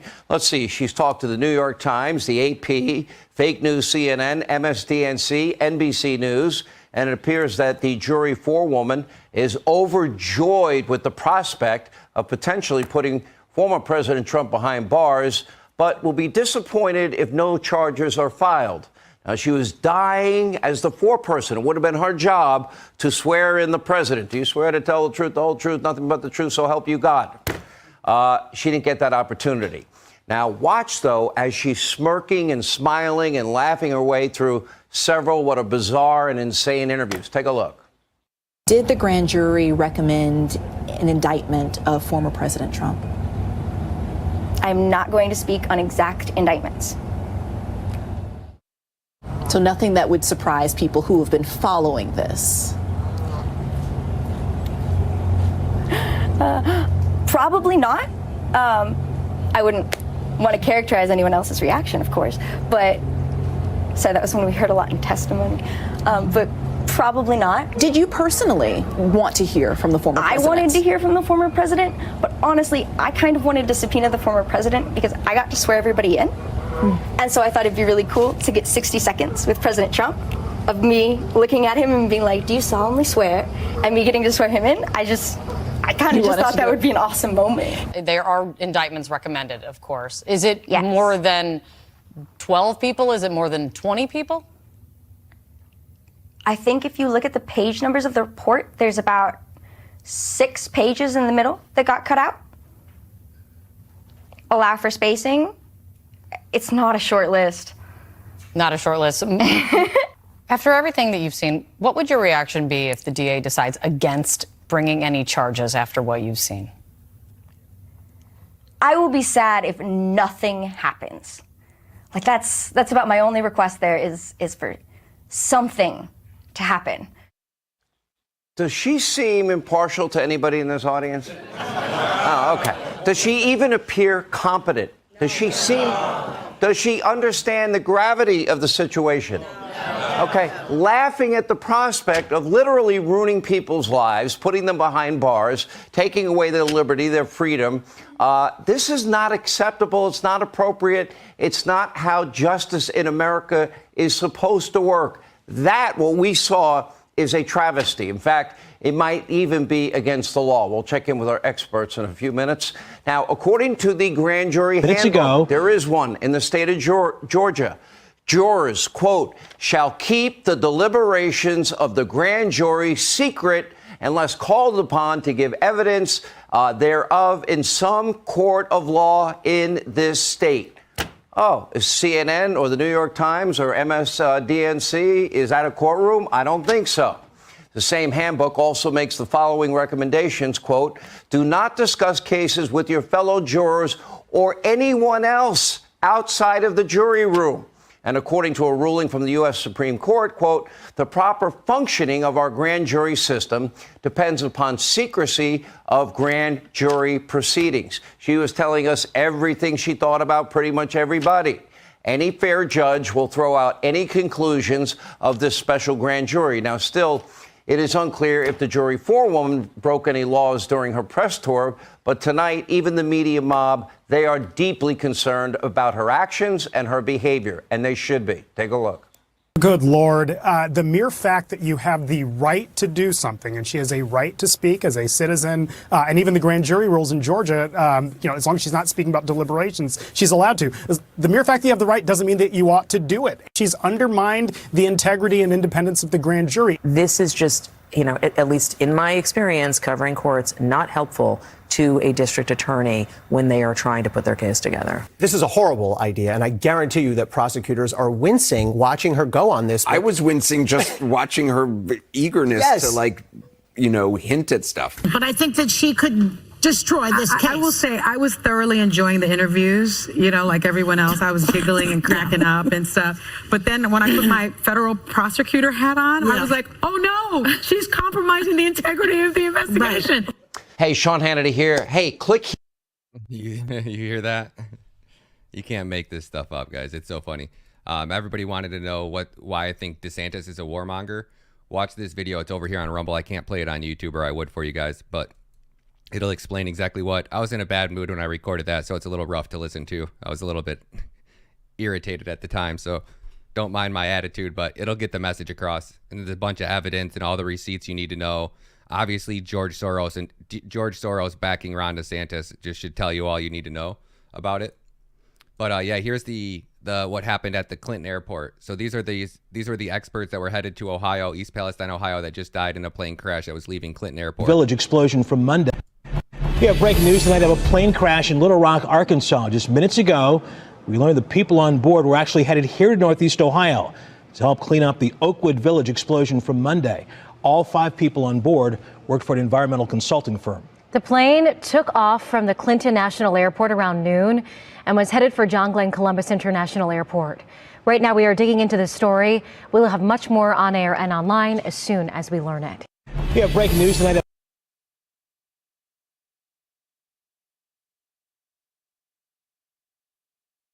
Says Trump's lawyers.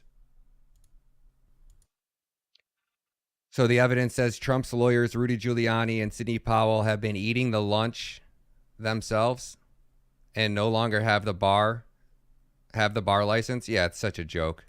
It's so joke. It's so disgusting what they've done to Trump. I mean, and he's been acquitted for everything. So they've wasted over $51 million. $51 million. Just trying to set up Trump. And then the FBI even offered their informant $1 million to lie and make up evidence so that they could actually have something to charge Trump with. And they couldn't get him to lie and do it. Isn't that pretty crazy? Our FBI is so corrupt. They were trying to pay $1 million to an informant so he would lie. He said he didn't have any information that they could use to build a case. And then they go, if we gave you $1 million, would that change your mind? And then we still see all these Democrats in office trying to attack any Republican that speaks out against it. It's really disgusting. Yeah. I just retweeted that one. Yeah, let's watch that one right now. That's disgusting.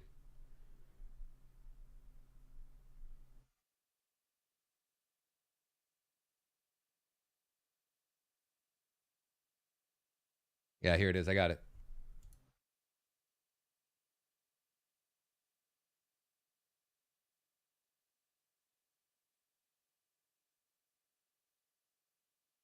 To have a global approach. That there are some people in this country who sometimes think that we can take a domestic-only approach to a global pandemic. That's not a thing. You can't do that. If we're going to fight a global pandemic, we have to have a global approach. That means we need funding to ensure that we're getting shots in arms around the world. That there are some people in this country who sometimes think that we can take a domestic. That's the World Health Terror Organization. The World Health Terrorist. That's exactly who these... if that doesn't make your skin boil, I don't know what will. Honestly, I think half of the stuff that I see over here is them just trying to set us up and deplatform us. Just trying to get somebody to mess up, slip up, say the wrong thing so that they can give your channel a strike and shut you down. This guy's pure freaking evil. And now the United States wants to fund these assholes. These criminals, after what they did to us with COVID. We're never going to forget what they did to us. Ever. And it's just disgusting.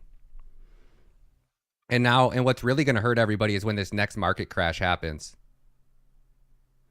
Oh, here's a time lapse of J6.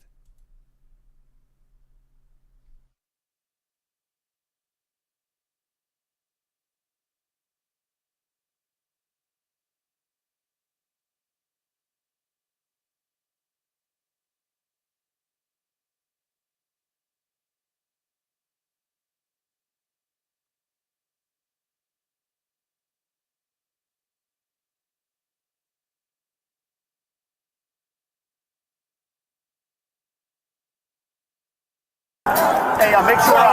Yes. You're gonna throw it back. Hey, what are they throwing back? Everything. We're firing up in the air, Rich. Over there. All right, record this. I don't have my camera. I got it. Just go. Just fucking shoot. Oh, did you see that? He shot it into his own men.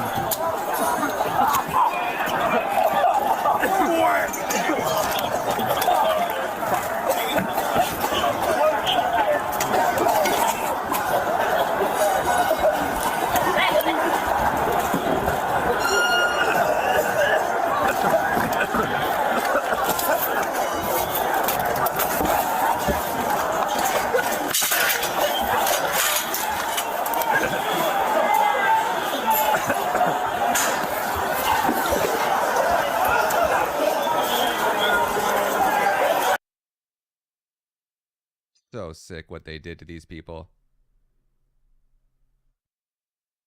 So as some cops misfiring. Oh, you guys are gonna hear me echoing.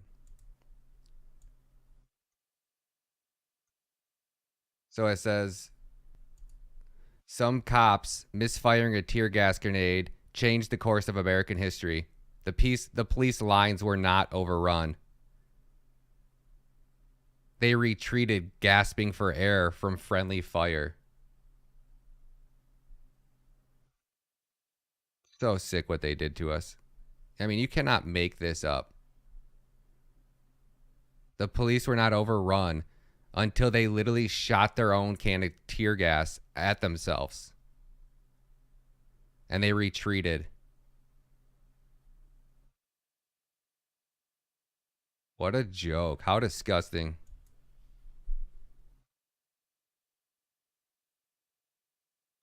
If you guys aren't following DC Drano over here on Twitter, this guy's got so much fire always. He is probably one of the best Twitters. So he says 71% of Americans believe this country is headed in the wrong direction. The cabinet is a majority female for the first time in history. A majority of White House senior staff identify as female. 40% of I want to take the opportunity to lay out how diverse the president's cabinet has been, how diverse the president's administration has been. The cabinet is majority people of color for the first time in history. The cabinet is majority female for the first time in history. A majority of White House senior staff identify as female. 40% of White House senior staff identify as part of the racially diverse communities. And a record 7 assistants to the president are openly LGBTQ+. So again, this is something that the president prides himself on. That he actually has taken action to show the diversity of this. Does the racist man and does the most racist president in U.S. history get credit for destroying this country with his equity plans and his diversity in the White House? Is anybody else believing any of this bullshit? Diversity. No longer does it matter your skill set, your talent, your education, your work ethic. Nope, none of that matters. None of that matters. All that matters is your skin color and your gender and your sexual preference. Our nation's under attack. Wait till you guys see this interview that I got going on. I might have to fly out to West Virginia to do it. Because the phone call, he was giving me so much information. He was showing me these books that they're putting in your children's schools. It will make you sick to your stomach when you hear what these kids are, what they're actually putting in your kids' schools. And most of the parents don't even know about it. And that's the sad part. I mean, we're going to expose it all, guys. So please hit that subscribe button. Please keep hanging around. The next 2 months, I'm going to be coming out with a lot of amazing content for you guys. Most of it will probably have to go on Rumble, but like I said, we're headed to CPAC. We're going to be doing something for the J6 political prisoners that are being held hostage. If you or your friends are going to be in D.C., please reach out. I would love to link up. March 1st is going to be the big event at 7 p.m. at the D.C. jail. We're going to be holding a vigil out front. They hold it every night, and we're going to sing the national anthem together. So I plan to be filming out there and doing interviews with everybody outside. So if you guys can make it to D.C. on March 1st, let's show these political prisoners that they're not, these political prisoners, these American heroes, that they are not forgotten, and that we feel their pain, and they are being mistreated by this tyrannical government, and it has to stop. And they just keep coming up with distraction after distraction after distraction to keep us busy, to keep the news off the main topics that we should be talking about here. Horrible speaker. She never really looks at people in the eye. No, she's an embarrassment. She's an embarrassment. She's the worst press secretary in the history of the world. History of the United States, no questions asked.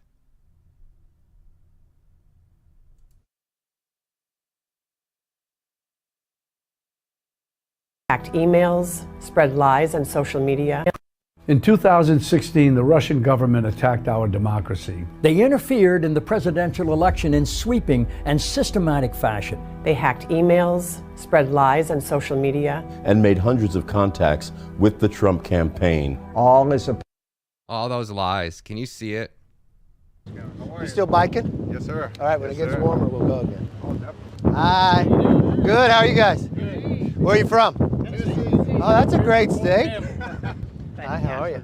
We'd like to invite you for a selfie. You got time? Sure. Let's go. Put the capital We in have it. got some Come on. generals in it. Oh my God. Hi, how are you? Ready? Yeah. Jump in here. You're talented at this, huh? Oh, he is, yes, sir. 1, 2, 3. One more. 1, 2, 3. All right. Thank you, guys. Have a good day. It's a great day. Weather-wise, yeah. Do you know Taft is on the top of the Supreme Court? No. Taft created, right? And he looks kind of chiseled. Okay. Which guy is he? You know he lost 100 pounds when they put him on the Supreme Court after being president? He hated being president. Huh. Yeah. This is a great view. That's awesome.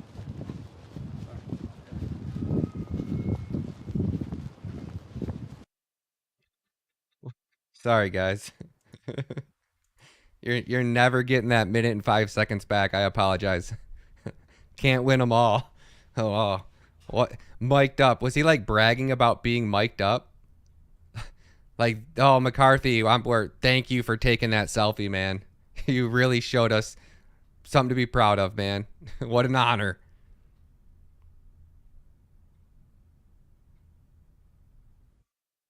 So this one says, Johnny Mega says, Fox is really airing DeSantis propaganda.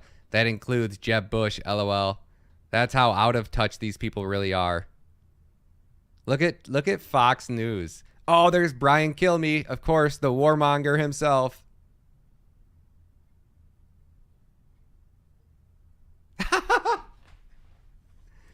Oh, that's such a joke. Mr. Kennedy, 14 months. Let's go, buddy.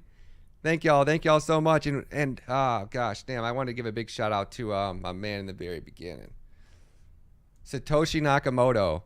Thank you so much for those donations, guys. You guys have no idea how much that helps me out and how much that means to me. I am so appreciative to all of you guys. Thank you so much. Andrea too. Thank you, Andrea. Mr. K, Satoshi Nakamoto. Karen, thank you so much for joining the squad. It's an honor to have you. Satoshi Nakamoto, $10 and $20. Smash them likes, y'all. Yes, I'm man. LOL. Thank y'all very much for those donations. And yesterday, everybody that you guys donated yesterday, oh my gosh, thank you so much. We had 3,400 people in the stream yesterday. That was wild.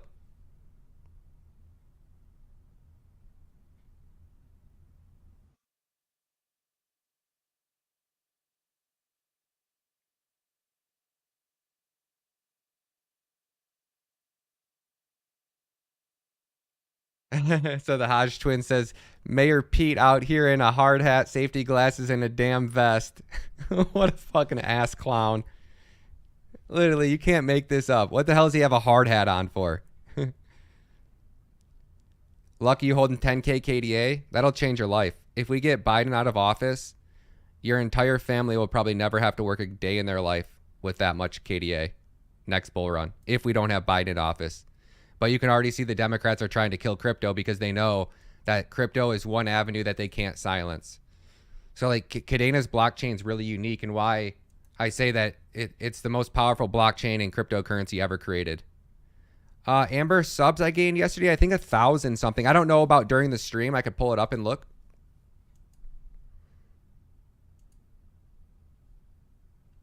I'll pull it up right now. But yeah, Cadena will be, if we can get Biden out of office, you'll never. So they set, do you stand with President Trump? Age restrictions set. May not be appropriate for all audiences. Like, what is YouTube doing? What? I'll tell you how much I gained from it yesterday.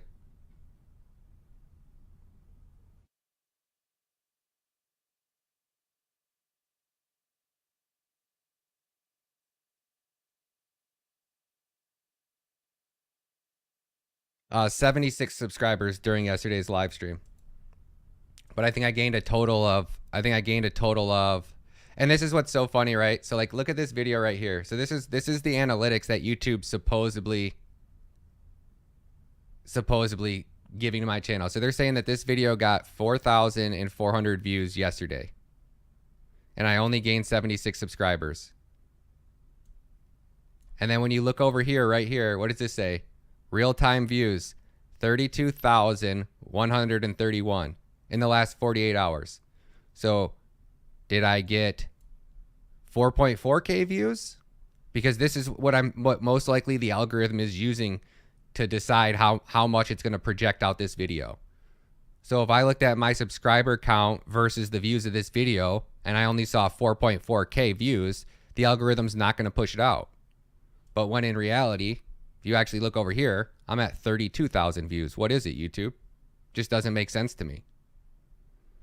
And I could show you some of my shorts that'll launch, and the watch time will be like 120%, 140% watch time, which means that, like, I mean, you got 4,000 or 5,000 people that view a video, and every single person almost watches it twice or at least 1.5 times. Like, these things should be going mega viral.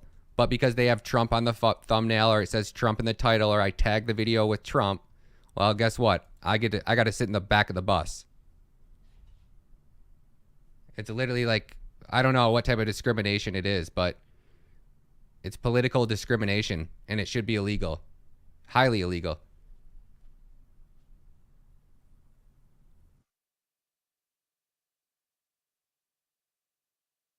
Say that one more time, Kim. Kim says, Ryan, Rumble stream on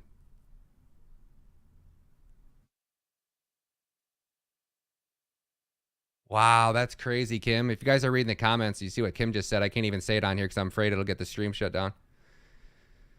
You know, Robin, I don't really know what Nikki Haley, they're all warmongers. Like, these are all politicians that want to get in here so that they can keep the military-industrial complex running. And it's becoming overwhelmingly obvious. So, I mean, this is why it's so important for Republicans to take a stand. And we have to win this next election, because in order to change things and make laws that are put in place so this can never happen again, we need a true American first patriot in office. And DeSantis is not American first. He's not. If you've seen what he allowed happen to Laura Loomer and many other Republicans in his state of Florida, I mean, he does things that are good for the camera, that get him a lot of media attention. DeSantis is a very, very smart man. So don't be mistaken. DeSantis was teaching at a university when he was 23. And I'm pretty sure he was teaching law at a university at 23. He's an attorney. He was a JAG attorney when he was in the Navy or military or Marines. So I think it was Navy when he was in the Navy. So he's really, really smart guy. So don't mistake him for not being a very, very intelligent man, methodical, very well thought out, with the entire backing of George Soros and the military-industrial complex.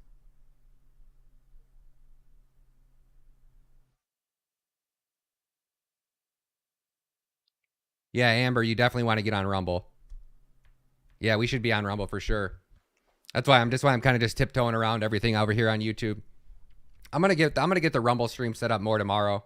I'm gonna start putting a lot more effort into getting my content on Rumble. I know, like, when these streams end, it's automatically linked to Rumble, so it's gonna push this stream out to Rumble. But I could also talk about a lot more on Rumble. I've just been so busy, and I'm getting ready to go out of town, so I was kind of just like, I gotta start packing up all my equipment, because I gotta fly out with about $25,000 worth of gear when I go out to CPAC. So I'm gonna have all my equipment with me, so I gotta start tearing a lot of this stuff down, because I got three different studios here set up, so all my cameras are in one place or another. So I got to start taking everything down. So I kind of just been being lazy. But yeah, starting next month, I'm gonna be on Rumble full time. So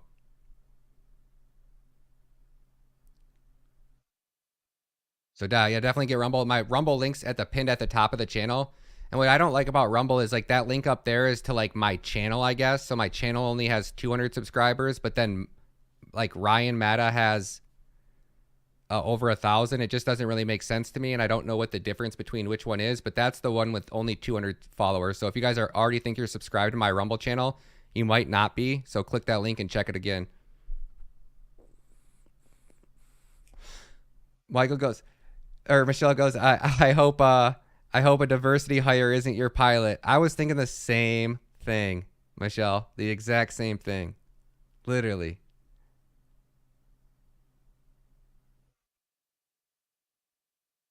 Yeah, same as Redacted. They started messing up at times too.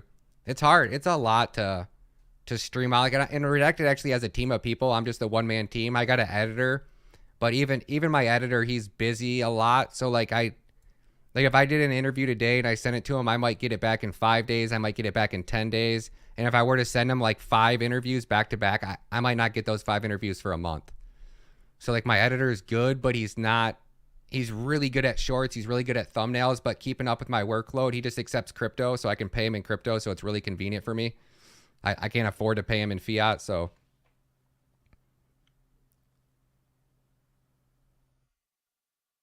we get unsubbed every month, every now and again. It's so crazy.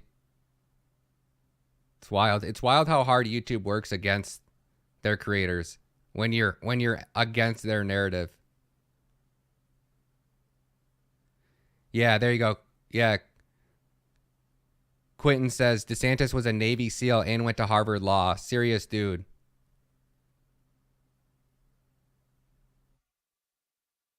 Yeah, I hope he doesn't become president either. We really don't, because he's not for the American people. He really isn't. He's done a good job as governor, but the America first, I'm going to stand up to the corruption and I'm going to fight the military-industrial complex. He's not that guy. He takes orders. That's why, that's probably why he did well in the Navy SEALs, and in the military, he takes orders. And there's somebody giving these like, if you think DeSantis is calling the shots, even if he were to become president, if you thought he would actually be calling the shots, you're sadly mistaken. Rumble is pinned up at the very top of the comments up there, Amber. So if you go up to the very top and you just click that link, it's Ryan Matta. But it's so hard to find. Like if you search Ryan Matta on Rumble, I don't come up. It's weird. I don't know what's going on with Rumble. Ballin says, I've been with you forever and had to resub 4 different times. That's so crazy to me. I'm sorry, but if George Soros backs you, I'm done. Did you see that thing from India last night? India is basically telling George Soros to F off and the mainstream media. The globalists and their agenda is falling apart by the second.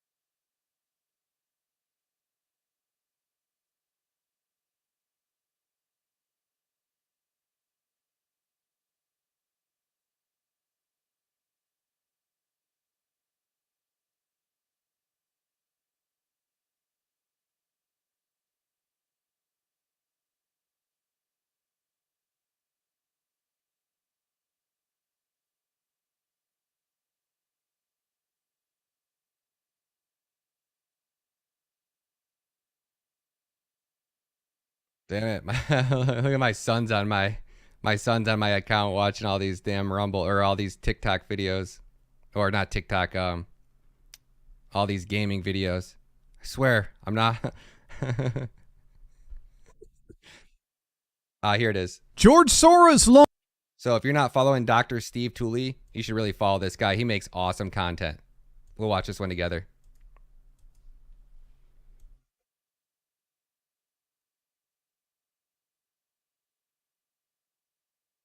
Launched a bombshell accusation against India over the weekend, and Indian officials hardly waited to retaliate. We're going to see what's going on between the 92-year-old financier of global chaos and the rising civilizational state of India, and how it signals the awakening of a new world, one where Soros' influence will be no more. George Soros spoke at the Munich Security Conference over the weekend, contrasting his vision of the ideal world order with the rising nationalism in places like Russia, China, and India. India is an interesting case. It's a democracy, but its leader, Narendra Modi, is no Democrat. Inciting violence against Muslims was an important factor in his meteoric rise. Modi maintains close relations with both open and closed societies. India is a member of the Quad, which also includes Australia, the US, and Japan. But it buys a lot of Russian oil at a steep discount and makes a lot of money out of it. Now, India didn't take those comments sitting down. This is Subramaniam Jaishankar. He's the Minister of External Affairs in India, and he's a bit of a rising rock star in India's ruling conservative party known as the BJP, or the Bharatiya Janata Party. He's a brilliant speaker and thinker, and he was asked to comment on Soros's accusations. And just yesterday at the Munich Security Conference, George Soros spoke on many issues, but specifically on open and closed societies, and called on institutional reform in India. How do you, as Foreign Minister of India, explain this when you're dealing with your Quad ministers in particular, as well as others? Well, look, I actually made 2 points. One, how the world is changing. It is rebalancing. It is less Euro-Atlantic. I don't think everybody gets that. I think old habits die hard. I mean, very candidly, there are still people in the world who believe that their definition, their preferences, their views must override everything else. So, since you mentioned this specific example, I don't know how familiar people are with what was said at the Munich conference. Essentially, Mr. Soros said India is a democratic country, but he doesn't think the Prime Minister of India is a Democrat. By the way, a few years ago, in the same conference, I was there at that time, he actually accused us of planning to strip millions of Muslims of their citizenship, which of course didn't happen. It was a ridiculous suggestion. But you have to understand what this actually means. I could take a view that the individual in question, Mr. Soros, is a old, rich, opinionated person sitting in New York who still thinks that his views should determine how the entire world works. Now, if I could only stop at old, rich, and opinionated, I would put it away. But he is old, rich, opinionated, and dangerous. Because what happens is when such people and such views and such organizations, they actually invest resources in shaping narratives. That's right. Soros is old, rich, opinionated, and dangerous. That coming from India's Minister of External Affairs. And what he just said about Soros is perfect. Soros, when all is said and done, can claim he's a Democrat until he's blue in the face. It doesn't change the fact that he's doing everything he possibly can to orchestrate world events irrespective of voter will and intention. To me, that's what makes Soros so diabolical when all's said and done. He virtue signals. He reputation launders under the guise of democratic open societies, when in point of fact, behind the scenes, he's doing absolutely everything he can to undermine the will of voters. And Minister Jaishankar called him out on it. As many of you know, Soros' thought and activist career or organized around the idea of what he calls the open society. He actually gets the term from Karl Popper in his classic work, The Open Society and Its Enemies. And according to Popper, open societies are rational societies, whereas closed societies are inherently irrational. So open societies guarantee and protect rational exchange centered on the individual, whereas closed societies force people to submit to authorities, particularly traditionalist authorities, religious, political, economic, what have you. Now, laying aside the obvious critique that Soros is blatantly committing an either-or fallacy, or the fallacy of what we call the excluded middle. In other words, there are clearly more conceivable options than either an open or closed society. Laying that aside, most agree that Soros' defining intellectual principle is cosmopolitan internationalism, the notion that the world should constitute a single global community that transcends nationalisms, tribalisms, and sovereign states. Many do not recognize that probably the most galvanizing factor for all this is the role that apocalyptic environmentalism plays in Soros' philosophy. Soros sees the planet as basically expiring. And only the galvanizing the world's populations into a fully cooperative global community can we hope to overcome this ecological challenge. So interestingly, apocalyptic environmentalism appears to be the motivating factor that's galvanizing his web of billion-dollar NGOs that interfere into the politics of sovereign nations across the planet. And again, this is what's so key to the nefarious nature of Soros. If, for him, what's at stake is the very survival of the planet, then populations cannot possibly be allowed to choose the wrong leaders. So that's why all this rhetoric about open societies and democracy and human rights is utter bunk. The only legitimate governments are governments that go along with Soros' environmental activism. Unfortunately for Soros, as Jaishankar made clear, the world is changing. It's moving away from the ability of one guy sitting in a penthouse in New York to dictate to the rest of the world how it's supposed to operate. That is what's going to make your day when you see what Jaishankar has to say. But first, make sure to click on the link below and protect yourself from our current economic 1,000 publicly called modernist golden age and take its comes down to it, not today, not tomorrow, but in the future, and she strongly believes it will. For India, will it become, in terms of support, the US or China?